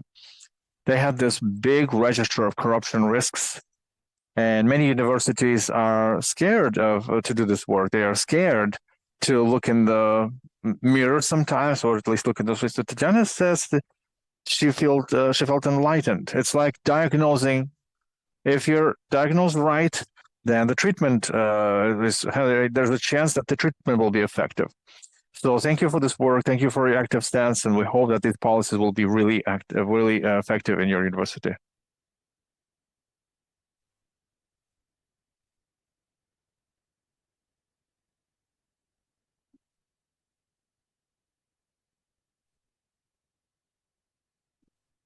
Yeah, thank you. It was our main objective that we tried to pursue the entire year. And we're so happy that we learned so many active students community, civil society organizations who strengthening the law of students and studentship. And we're talking about integrity and strengthening local student self-governance. And that's why it's my pleasure to give you Ilya Belyak, who is the head of the Student Council of Students Fellowship in Higher Education. Ilya is active participants of what the association is doing. So the role of student self-governance in Ilya, greetings, you have the floor. Hello and good evening. I'm happy to see everybody. And we're going to talk about an important topic tonight, how student self-governance can have an impact on anti-corruption and integrity in higher education establishments. If we were working offline, the first question to all the students would be, who from your friends at least once saw corruption or loss of integrity in higher education systems. And unfortunately, it would be everyone, because both corruption and lack of integrity, unfortunately, is a bane for higher education in our country. But I think that corruption as a phenomenon has to be seen from two sides, at least. Any type of corruption is negative and unlawful in the rule of law. But there are two types of corruption. First is, of course, the actual corruption with two culprits, where a student is just doing nothing and wants grades, and he or she just offers illegal gain to a teacher for a mark, for a pass, etc.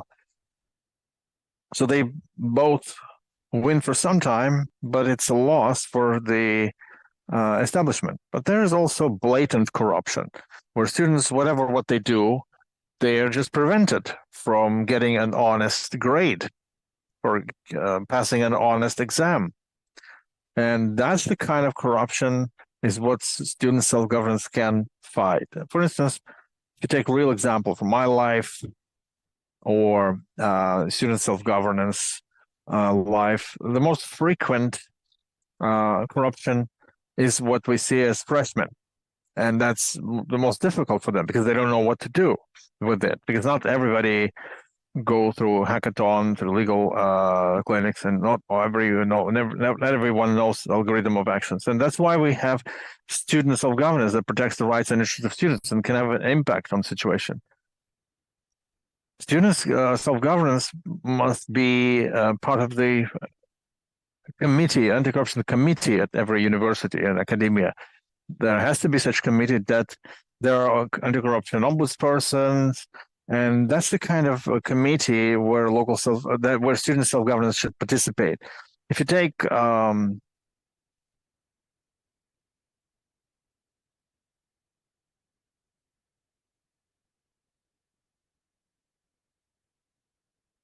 so there are sometimes cases where the student self-governance was the contact point when students encounter corruption, because we can contact the leadership, we can send letters to law enforcement.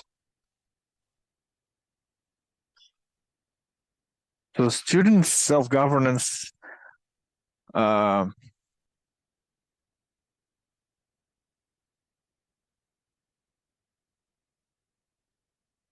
So student self-governance can actually help in this situation. I think the Legal Cleaning Association, everybody who's doing courses for student self-governance about responding to lack of integrity and corruption.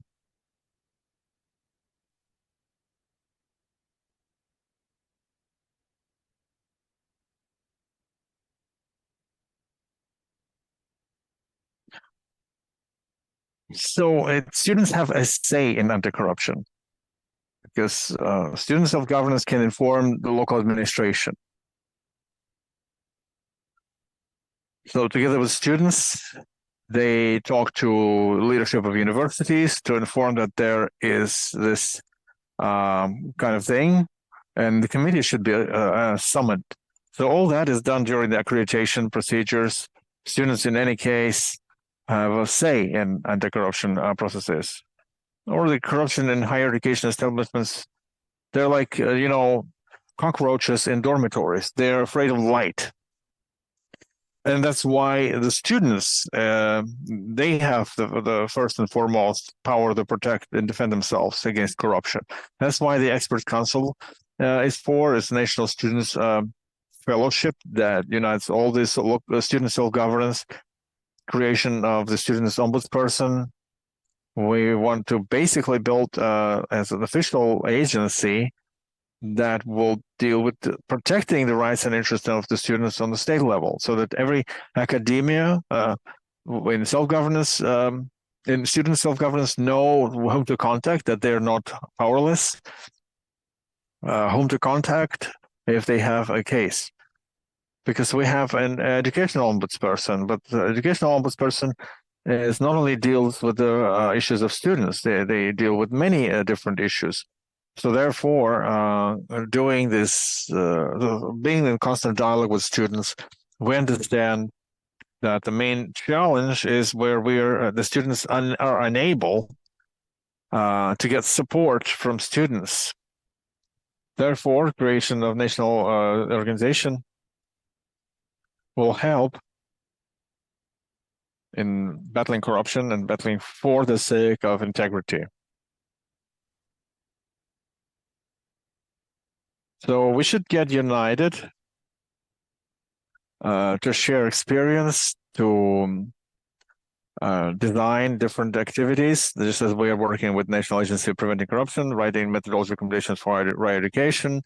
The students can and will be joining in the processes, and I'm sure that the Expert Council, Association of Legal Clinics will do everything to engage as many students as possible and student self-governance to that. Right, thank you. Thank you, Ilya. And thank you, thanks to the colleagues who are joining this, who are actively commenting our recommendations. So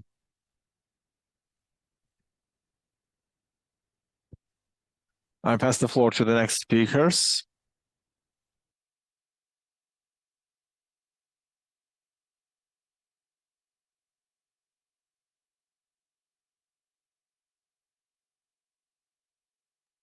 So the winners of our anti-corruption quest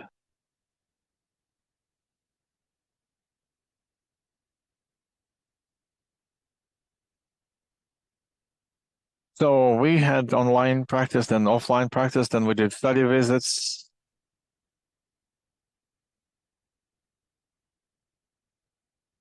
So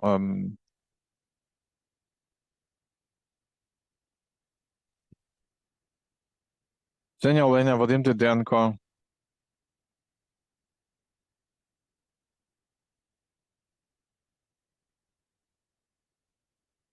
So friends, tell us all about it.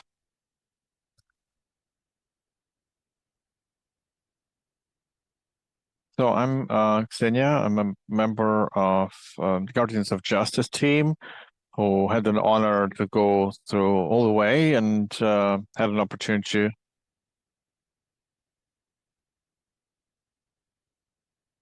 Suddenly the signal has disappeared and the interpreter cannot hear the original signal for a while. Still no sound. The sound seems to be truncated.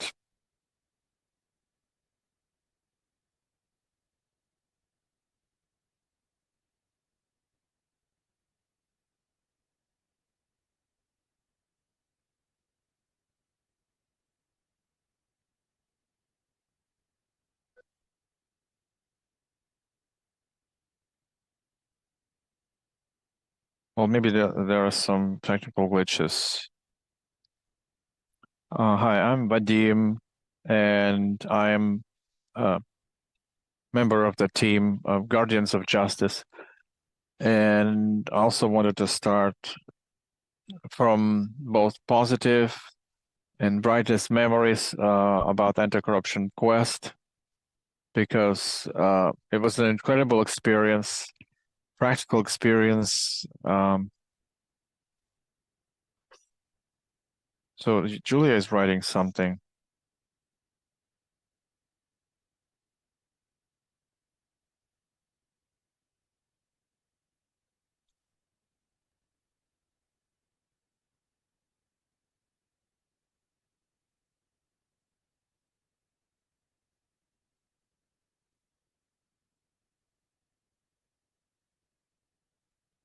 So we were focused on both offline and online trainings or elements, and there were very interesting things. Extortion, corruption, different new types of corruption, public procurement, related corruption, dormitories, housing, lodging, training, and the academic process itself, all the other things.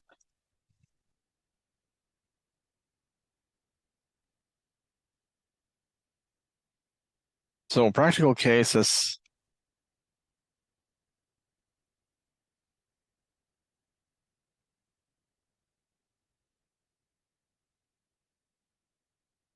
So Haritina Krasnomulka, this was the main character of the quest, and we were helping her to go through the pressure from administration because she is an active anti-corruption activist, and secondly, to resolve the question of corruption infringement, to somehow counter it and prevent further instances. So in that main task, we and our team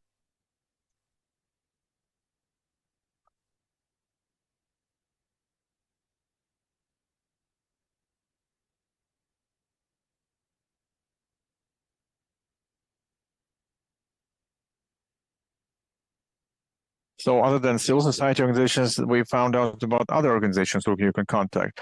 As for the offline element, that was incredible. The memory of that will stay with me forever.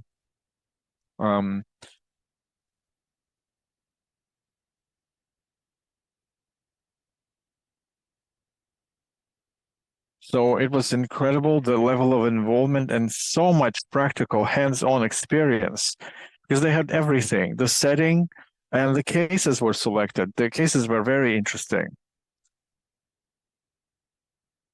So like how to elicit the statement of about corrupt infringement, how to work with investigators, how a search warrant is processed in a vehicle. So we had to execute the search after the warrant. Then we had to learn to apply how to control different methods of imitation. We're modeling how to work with the journalists. If the journalists had a whistleblower as a contact that signaled about a corruption. So there were many, many other practical things that we had during that training.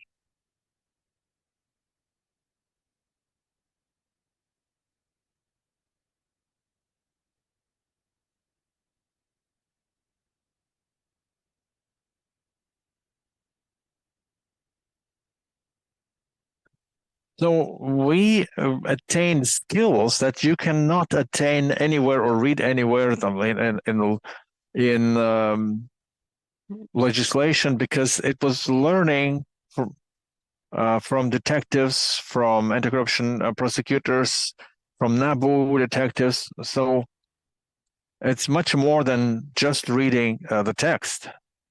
So then we won, and there was a trip to Dublin, but unfortunately, because of the martial law in Ukraine and Russian aggression, I couldn't go outside the state border. Was not allowed to outside the state border, but I received a great replacement. Is internship in Ukrainian Helsinki unit, and who are doing fantastic things. The Helsinki group is not only battling and preventing corruption, it's much wider. They're documenting war crimes.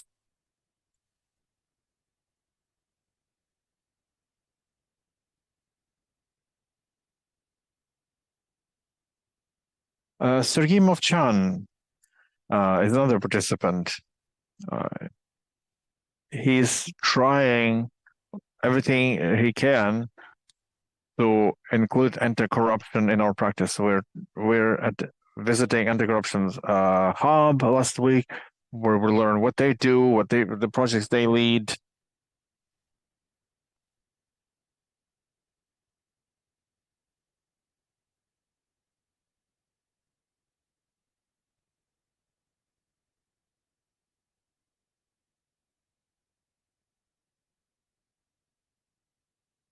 So in different communities in Ukraine, we were visiting Zhovskva, Novoukrainka, Mironivka, etc.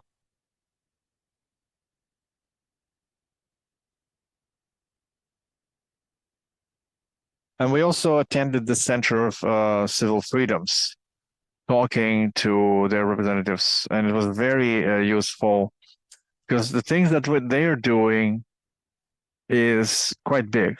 So in general, I'd say internship is very important experience because it allows you to really work how civil society is working, that they're not just powerful people, but they can actively prevent and counter corruption. So I'm so thankful to the organizers for this experience.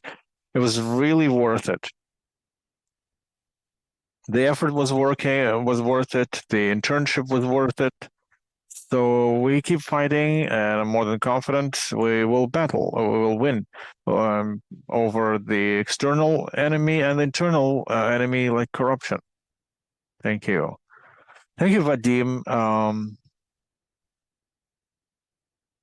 There was a difficult task because it was easier to work online because everybody was working remotely. Greco was abroad now, but that it allowed him to join in the team in Dublin. But during the offline, it was a real quest because the team kept proving that they work together so well, even deep in the night. They still together solving those tasks. So please share some experience. Right. Thank you. And thank you for the association for this opportunity to get some feedback. So let me start by saying, yeah, we had an extraordinary situation. We had to quickly decide to participate in anti-corruption task or not. So I was hesitating because I was not in Ukraine.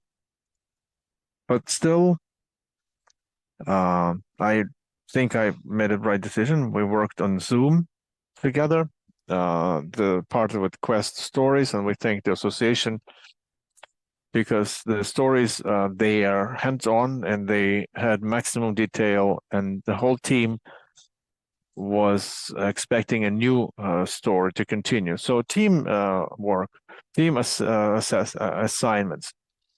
That's where we had to work really hard because the bar was raised really high, criteria was really high. There was a lot of material, and even the bonus tasks were quite in focus of attention. So the 25 pages of corruption risks, free legal assistance, SWOT analysis, all these were very interesting parts of the training. And the final thing, I've never had anything like that because the final thing was an offline element.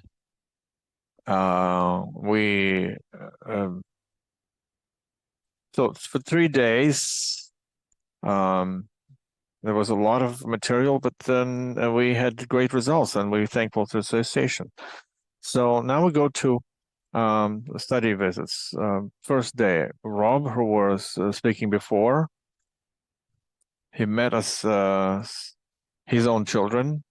He's a great man, and he was treating us like family members. Dublin University, Dublin Business School, there are a lot of speakers, including Ukrainian professor from Kirovograd. So it was a very wide representation. We're talking about corruption, the world experience, Ukraine as a center of anti-corruption reforms. We talked about ratings, talks about extortion, the project identify, and lobbying. So each speaker had their own style. Then there was a tasty lunch. I don't know where Rob took those sandwiches. They were incredibly tasty. Next day, Ministry Justice, James Hamilton was there, ex-president of International Association of Prosecutors, and member of Consultancy Council, Ministry of Justice. So we talked about practitioners, that there is specialized law in Ireland, and of course, anti-corruption. By the way, James will have soon conference in Kiev. Day 3, Experience International. We were expected. They talked to us in Ukrainian. So we talked about the external and internal culture in an office, and about 60,000 notifications about corruption they received. The reports, analytical notes, anything. So day 4, Trinity College, where we saw some drums there. His hobby is playing drums. So we met students. and they presented some scientific work. It was powerful. Day 5, Police, Hengard Ishankana, and the National Anti-Corruption Bureau and Economic Security Bureau of Ireland. Discussion talking about strategy, pre-court investigation, inland sanctions for corruption practices. So summing up, I want to say that we're very thankful to the Association of Legal Clinics in Ukraine. It was incredible. It's so important for us also, and we hope for further cooperation. And especially thankful to Irina Stipashuk for being our mentor during these trips. She's a great driver, and she was leading us in Dublin like Moses led Israelites. Thank you. And Ksenia, I see you're online. Can you? Yeah, greetings. Sorry, I had an unstable internet. Sorry, I have no camera, but just a couple of words. My colleagues have described our emotions and experience there. Emotions were overflowing because just yesterday we get back to Ukraine after Ireland, and you know, it was so exciting. It's been since end of April, and just before it was difficult in these 20 minutes to describe everything we went through. But it was really a way of students that understand that corruption is a problem, that it does exist in universities. We know friends of friends, we have some relatives who encountered it, and people who know more specifically what it is. How can it happen? How to counter it? What specifically we can do, and how we can help. And besides having the opportunity to be in Ireland, talking to leading institutions who battle corruption over there, we can talk about the international experience. We can talk about coming back to Ukraine and applying this, but you know, Ireland is still on the 10th place in the world, and Ukraine is 116th. So it's a huge gap. So for me, it's hard to take. It's like they say, well, they have Transparency International, civil society English. It's a leading organizations. There are not too many complaints. We don't have what you have in Ukraine. We have some anti-corruption in police. There are 4 people there. And we, sitting with this NABU, SOP, Vox, and all the other agencies, huge anti-corruption institutions. And we are on the 116th place. And some country doesn't just need those institutions because it's just a different level of our consciousness.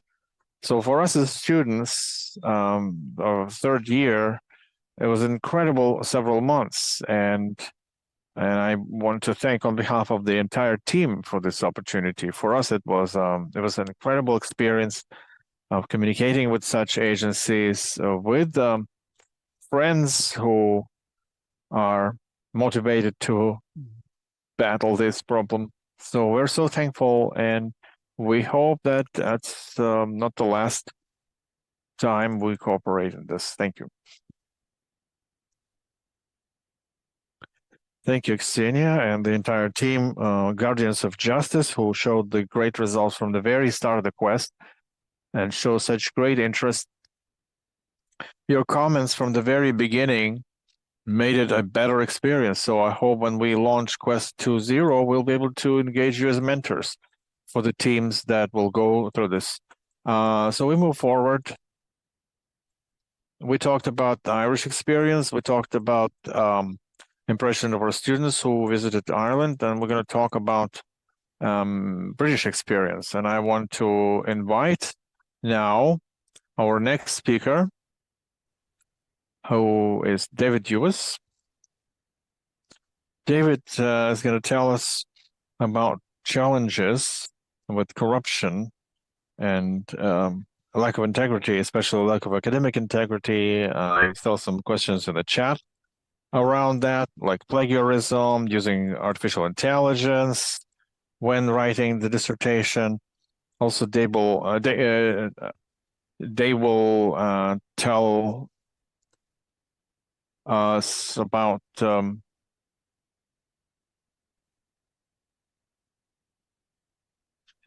David is director of Alliance of Ethical Support in Great Britain. He's a teacher for police force and law enforcement, and he served more than 40 years all over the world, different countries. And David is now actively helping in education in Ukraine. He's a frequent visitor. David, thank you so much for joining in, and thank you for support. Dziękuję. Thank you very much, Julia. Can you hear me okay? Good. Yeah. Do we run your presentation, or you will run the presentation? Well, I'll quickly try the screen share now if I can. Okay, does that come up okay? Yeah. Or just launch it 5 or something. Let's see if I can just get this to go. Does that come up on your screen, Julia? Yeah. Yes? Thank you. Yes. Yes. Okay, well, thank you everybody very much indeed for the invitation to be here. Thank you for that wonderful write-up, Julia. It was great to hear all the speakers, and especially to hear the 3 who've just come back from Ireland. That's very inspiring. It makes it worthwhile when you see and hear students who are enthused for their work, enthused for their studies. So fantastic. I know we're running behind time, Julia, so I'll quickly get into this. I just want to cover three particular aspects. Here's myself, and let me just get rid of this off. I've got the bar on. Hang on. Yeah. I'll speak first, and then Jonathan will follow me up. Jonathan's coming from Leeds. Basically, the 3 things I just want to cover are artificial intelligence, which has been mentioned, degree standards in British universities, and fake degree operations. I'm surprised that GPT chat has not been more emphasized in this conference, and I hope that perhaps in the next one that you run on a similar subject, that this perhaps will have more emphasis, because right now artificial intelligence in education is becoming a very, very big issue. GPT chat, I think most of you will be aware of it. It was launched on the 30th of November last year. Within 5 days, it had 1 million subscribers. Within 3 months, it had 100 million subscribers worldwide. It is the fastest subscribed to app ever in the history of the internet. And a large proportion of those people involved are students who use it and want to use it extensively. The challenge for the universities is how to manage, control, and deal with this, because GPT chat can now, it's so advanced, GPT chat 3 is now so advanced that it could produce your complete degree work, essays, dissertation, complete with citations. And I understand from one of my academic colleagues, not Jonathan, but another one, that actually, if you check into some of these citations, some of them are not correct, but some of them appear to be correct, because the algorithms have generated false statistics, false news, false information. Now, how the universities are going to deal with that, I do not know, but they are actively in Britain worried, very worried about it. So that's that one really. I want to look quickly at degree standards and then fake degree operations. There are other AI applications, Quillbot and Canva. I'm not sure how extensively they are used. I know they are used in Lviv, because we've actually seen students using them, and they use them quite correctly, quite ethically. They have wonderful applications. I mean, GPT chat can process millions of documents within seconds, microseconds, and produce you the answers that you want and the references. So they do have good applications for sure. So quickly moving on to degree standards in British universities, it is now virtually impossible to fail a degree in the UK. Now, that might sound a terrible statement, but it is true. Why? Because the marketplace is crowded, competition for students' enrollment is fierce, and a failure rate in a university is a very bad statistic to have. So what you will find is that the university tutors will put the maximum effort in to bring the students up to standard. And if they really, really are going to fail, if they see a student going to fail, then they will try and ease them out of the system, try and ease them off the course, put them perhaps on another course, an easier course for that particular student. Or if all else fails, then they will not be assessed. And all you will see on their mark is UA, unassessed. Whether that is corruption, I don't know. The degree to which a tutor is influenced by the university system and policy not to fail students, it is a pressure that some of them will succumb to, for sure. They will upgrade, they will upmark, they will find ways of getting students through. It's a growing issue. I do want to just talk briefly about this one. This is a case study from the United Arab Emirates in Abu Dhabi, and I use it to illustrate how students are involved in the whistleblowing side of fake degree operations. For those of you who don't know, this is Abu Dhabi. It's the largest of the 7 Emirates, the 7 Emirates in the United Arab Emirates. Abu Dhabi is one of them. I can never remember the other ones, but Bahrain, sorry, not Bahrain, Sharjah, Dubai, Fujairah, they're the main ones.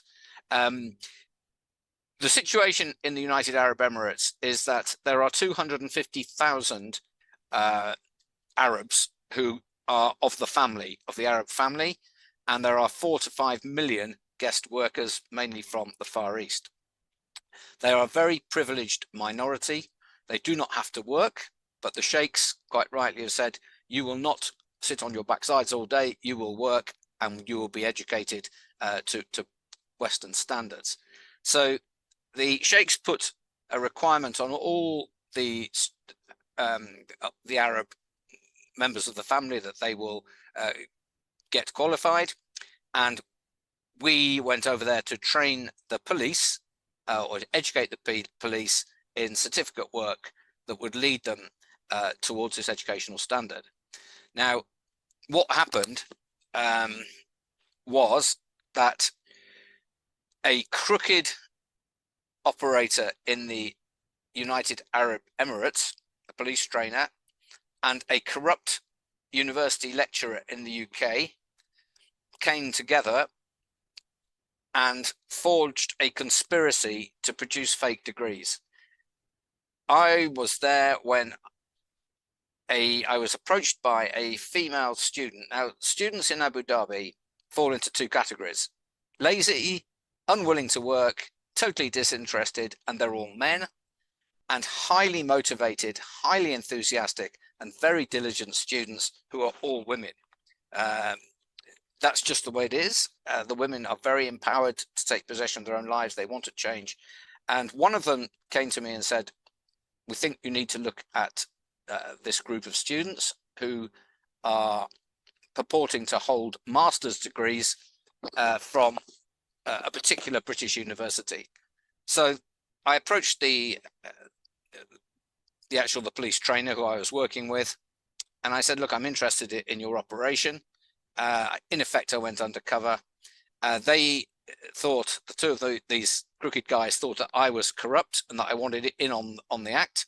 So they took me to the operation. They showed me the whole setup, an office, printing machines, all the fake logos, the whole thing. And of course, we were then able to expose them. They were charging about the same price in the UK. UK degree is about £9,000, which is 400,000 hryvnia.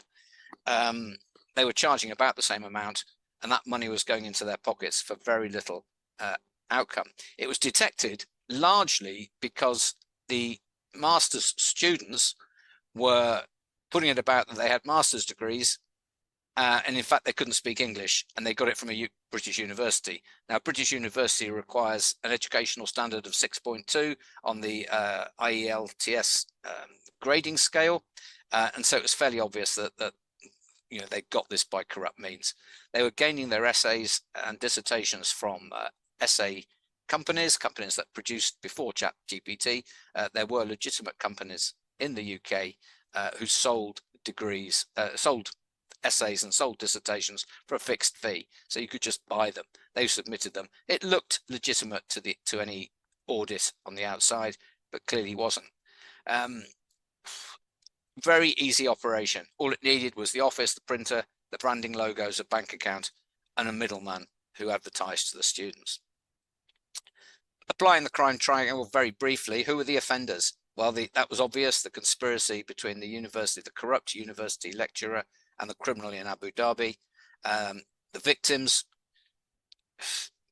very difficult. Ultimately, other students are denied work, and the UK university is a victim through reputational damage, and also academia through distrust, because you then start to have distrusted degrees. So the outcomes, it was hushed up on both sides. We revealed it. It was hushed up on both sides. We reported it to the sheikhs through their ministry, and we reported it to the university in the UK. There were financial penalties and forfeits in Abu Dhabi, quite severe ones, but the UK lecturer was simply moved on to another university. Why? Because nobody wants bad news in the university system. That is the issue with corruption. It is very difficult to detect, it's very difficult to sanction, and it's very difficult to eliminate. It's not the university themselves who are being corrupt, it's that individual rogue lecturer. And that is very hard to identify unless somebody whistleblows on him or her. Tip of the iceberg, probably more widespread, and the detection was through whistleblowing. So those are the issues: cultures of bad publicity, over competition, the dumbing down of degree standards, because universities are big business, and whistleblowing is risky. Okay, let's see if I can come off screen share. Okay. Right, am I back into Zoom? Can you see me, Julia? Can you see me or not? Yeah. Yeah, we can see you, but still presentation is still there. You should press stop sharing. Okay, stop sharing. Where's the stop sharing button? Do you know? Yeah. Is that gone? Okay, well done. Thank you. Okay, so I'll hand over to Jonathan, Julia, if that's okay, and he will just say a little bit more about whistleblowing. Yeah, thank you, Jonathan. Greetings. I must say that whistleblowers is a challenging issue. As David said, it's risky business, but in Ukraine, it's the culture of whistleblowing has been underdeveloped. We're only starting to shape this culture. Therefore, your experience is super important for us. That's why you have the floor, please. Jonathan Jackson is our next speaker. Okay. Julia, can you hear me okay? Yes. Yeah, we can hear you. Okay. It's just a case of me sharing my screen, I would think. Bear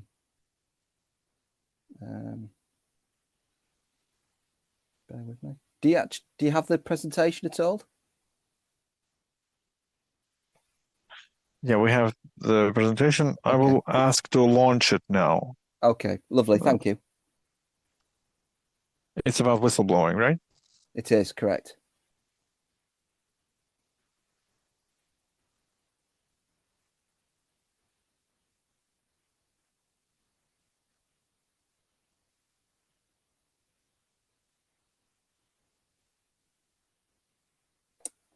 Excellent. Perfect. Okay, well, ladies and gentlemen, good evening. Thank you very much for the opportunity for coming to speak to you today. My name is Jonathan Jackson. I'm an Associate Professor of Policing and Investigation at Leeds Trinity University. And Julia's very kindly asked me to give you a very, very brief insight into whistleblowing within higher education institutions in the United Kingdom. Next slide, please. Thank you. I think it's important to mention at this stage is that I am not a whistleblowing officer, and I'm also not a lawyer, or in that respect, a member of the HR Human Resources Department. What I do have, however, is about 15 years experience within higher education. And I'm also the academic lead for the School of Policing and Investigation. And one of the things that is part of my remit of my role is to design these very systems around professional standards and around whistleblowing, and to work in conjunction with human resources to develop policies around this area. I can assure you that the material that I'm pretty much using today for the presentation is based upon the whistleblowing policy at Leeds Trinity University.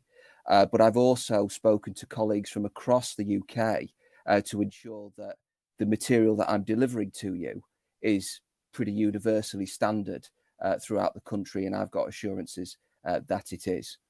So really what we're going to do is have a look at the terminology, in particular, some of the processes and procedures around whistleblowing within higher education institutions. And then there'll be some time, if anybody has any questions, just to add them to the chat at the end. I'm also conscious of the time, Olivia. So if you could move to the next slide. Thank you.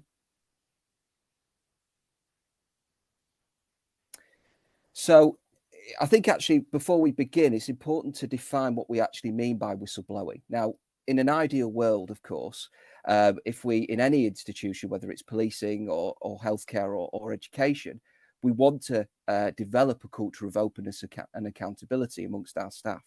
And the principle is that if we have this openness, this accountability, you really shouldn't need a whistleblowing process.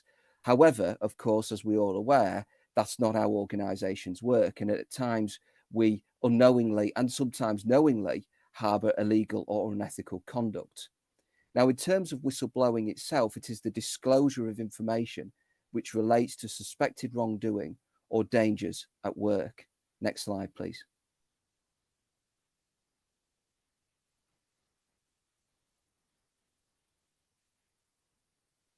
Bill, thank you. And the definition, of course, relating to the policy is that a whistleblower themselves is a person who raises a genuine concern, but obviously in good faith, about the concerns that they may have. Now, it's important actually, and I've put this here on the presentation, of defining what the policy states is actually kind of would be grounds for whistleblowing. So for that, we think about miscarriages of justice, we think about criminal activity. I dealt with an issue a number of years ago regarding health and safety, which involved the death of a student. And I can assure you that these issues are really very important, and it's vital that the right processes are in place in order to protect not only the whistleblower, but also those around it, and also to ensure that the organisation learns and develops. However, there is also the issue relating to understanding, or people must understand, that whistleblowing is not the same as a kind of complaint you may have on personal circumstances. That's a grievance policy. And often many people get confused between the two. So, for example, if a member of staff was to speak about another member of staff regarding conduct in terms of in a meeting, for example, use of bad language, that in itself will very likely fall under a grievance policy, which myself or any of us as line managers would deal with both formally and informally. But in terms of the actual what would constitute as whistleblowing or issues that relate to whistleblowing, they would definitely be within those as I've designated in the slide. Next slide, please.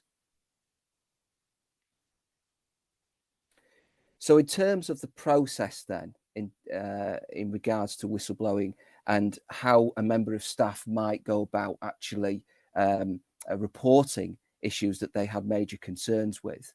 Now, the Leeds Trinity policy, Leeds Trinity University policy, is that you would immediately raise your concerns with the Vice-Chancellor of that university. Now, you can either do that, of course, in person or in writing. Now, what's much more likely, however, is that if you approach the Vice-Chancellor, because of the workloads that they have, they will most likely delegate that responsibility to a defined whistleblowing officer. And that is somebody that is actually outside of the HR, human resources system, and can manage it and can manage the investigation and also look after the outcomes and the person that's involved in it to provide some kind of protection for that person and confidentiality. So it's outside of the traditional processes of HR. Now, within the university at Leeds, we have a defined whistleblowing officer, but that whistleblowing officer also has close working relationships with the audit committee, so the chair of the audit committee, and also the chair of governors. So it's up to that whistleblowing officer to decide how best to delegate that particular issue that's raised by a member of staff. And it may be that the Vice Chancellor themselves has oversight of the investigation process, but in reality, the day-to-day activities are carried out by the whistleblowing officer and the team that that person creates around them. Next slide, please.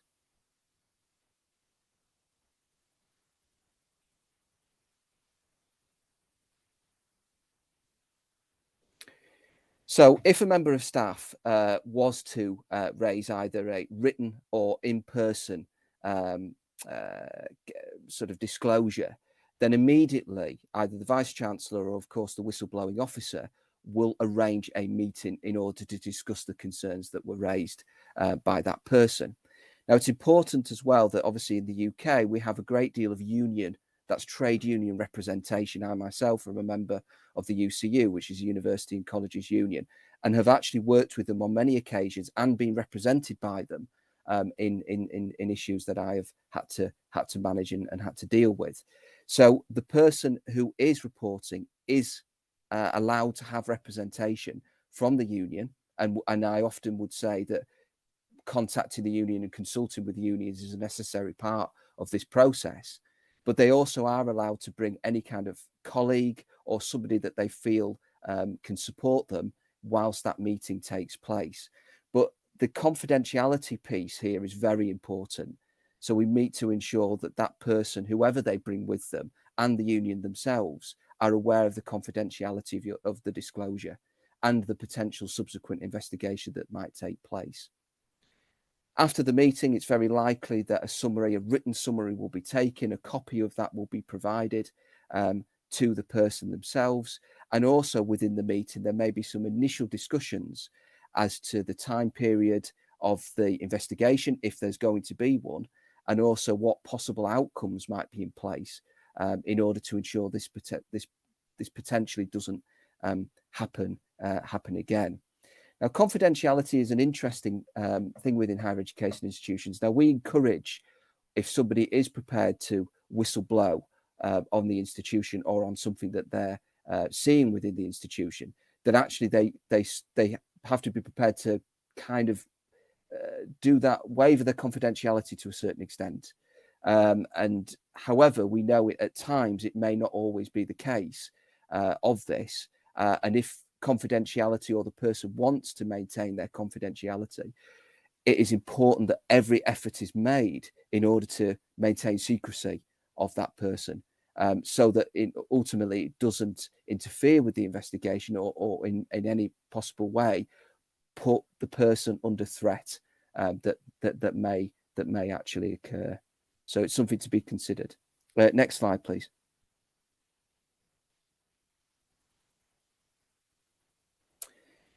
So it will be really the whistleblowing officer that will kind of do the initial assessments ultimately. And after they've had that meeting with the person that is disclosed, then it's for them to decide on how best to take that process going forward. It's very, very likely that an investigation will be carried out by a team that is selected by that person. And ultimately, they will often be subject matter experts, where possible, of course, in whatever area it is of wrongdoing that is being examined. And we also need to consider that it's not just the investigation process and actually identifying wrongdoing is taking place, but also part of it is actually, can we put the measures or can we develop the measures so that the wrongdoing in the future can certainly be minimised. That will all be part of that assessment that is driven by the whistleblowing officer. It's also important that we ensure that we communicate all of this to the person doing the disclosure, and also make them aware that it's probably unlikely to end with just one meeting, and that actually additional meetings will have to be implemented in order for that for the investigation to continue. And also, it's important that we ensure that we're honest with the people that are who are disclosing, because it may be that it goes to a tribunal at some stage, or even criminal court. So the actual outcomes have to be very clearly explained. Next slide, please.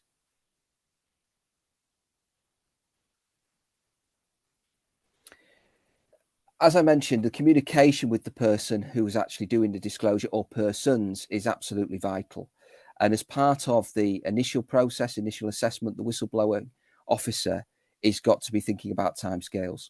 So they've got to be thinking about when they want things to happen, who is going to do what they need to do. And also throughout all of that is that sort of need for confidentiality throughout. And also, of course, what potential disciplinary action is needed.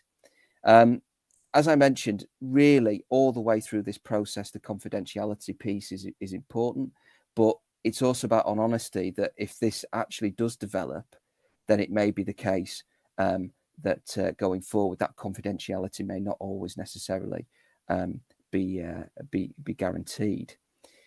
The other element, which is very important, and I think that it's something that isn't often discussed, is the false allegations and the maliciousness that may potentially happen in these cases.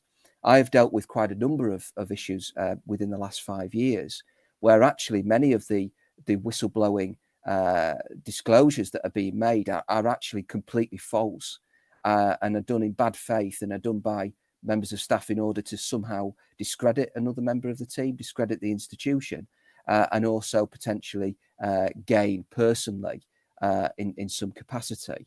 And so that is why the rigorous process of investigation is so vital throughout. And it's important that is explained to the person doing the disclosure, that if it is by any means found to be malicious or false, that disciplinary action will be taken against that particular person, as may be the case. Okay, next slide, please. Now, I'm conscious of the time. I'm conscious of the of everybody at the late evening, but I want to say a huge thank you again for the opportunity to come to speak to you. It is very much a whistle-stop tour, and I can provide much greater detail to anybody that may need it. I can also make contacts regarding whistleblowing officer at Leeds Trinity University and the Human Resources Department if more specifics around the policy would be needed by colleagues. I also would like to say a huge thank you to the other speakers from today. The information and the passion that a lot of the team are working towards is really very admirable and fantastic to see. So thank you again for your time, Lubia, and I will take anything if anybody has any questions. Thank you, Jonathan. Friends, you can write your questions in the chat. Meanwhile, my question, Jonathan, could you tell us so one more challenge that we face here in Ukraine whenever it's about whistleblowers, and it's about changing the attitude towards whistleblowers, because often whistleblowers here in Eastern Europe are perceived like rats or snitches, and that's or stukac, which is a snitch. So there was a problem. Was there a problem like that in Great Britain? How this attitude can be changed? Thank you. Thank you. Great question, and a very difficult one. So I hope that I can do my best to answer it, but I would expect nothing else from an expert such as yourself. In terms of the culture, I can't say within higher education institutions that such a culture exists. I think there is generally an openness and accountability and transparency. As David mentioned before, that's really centered around legitimacy of academia. Fundamentally, if we allow misbehavior and malpractice to continue to go on, then fundamentally we are undermining ourselves and undermining the credibility that we have, both domestically and internationally. So I would say there isn't very much a culture of that. I think some of that stems from leadership. It's really important that the leaders buy into the policies and actively enact them, so as to ensure that junior ranks follow suit. And also it comes down to that confidentiality and that protection piece that I was mentioning, in order to ensure that if people do want to disclose information, that they are protected and they are respected in doing so. A culture that does not encourage whistleblowing is a culture that is doomed to fail in any organization. I think because ultimately what you're going to allow to continue is corruption and malpractice, which in the long term is destructive in any organization. So I can say it's about leadership, it's about protection, it's about valuing the importance of policy and valuing the importance of not allowing malpractice to continue. And so I hope that helps answer your question. But in the UK, no, not particularly. We don't really, certainly not in universities. In fact, in universities, it's actively encouraged that if you are uncomfortable with something, you must go and see either your line manager or senior staff from within the school, faculty, or university.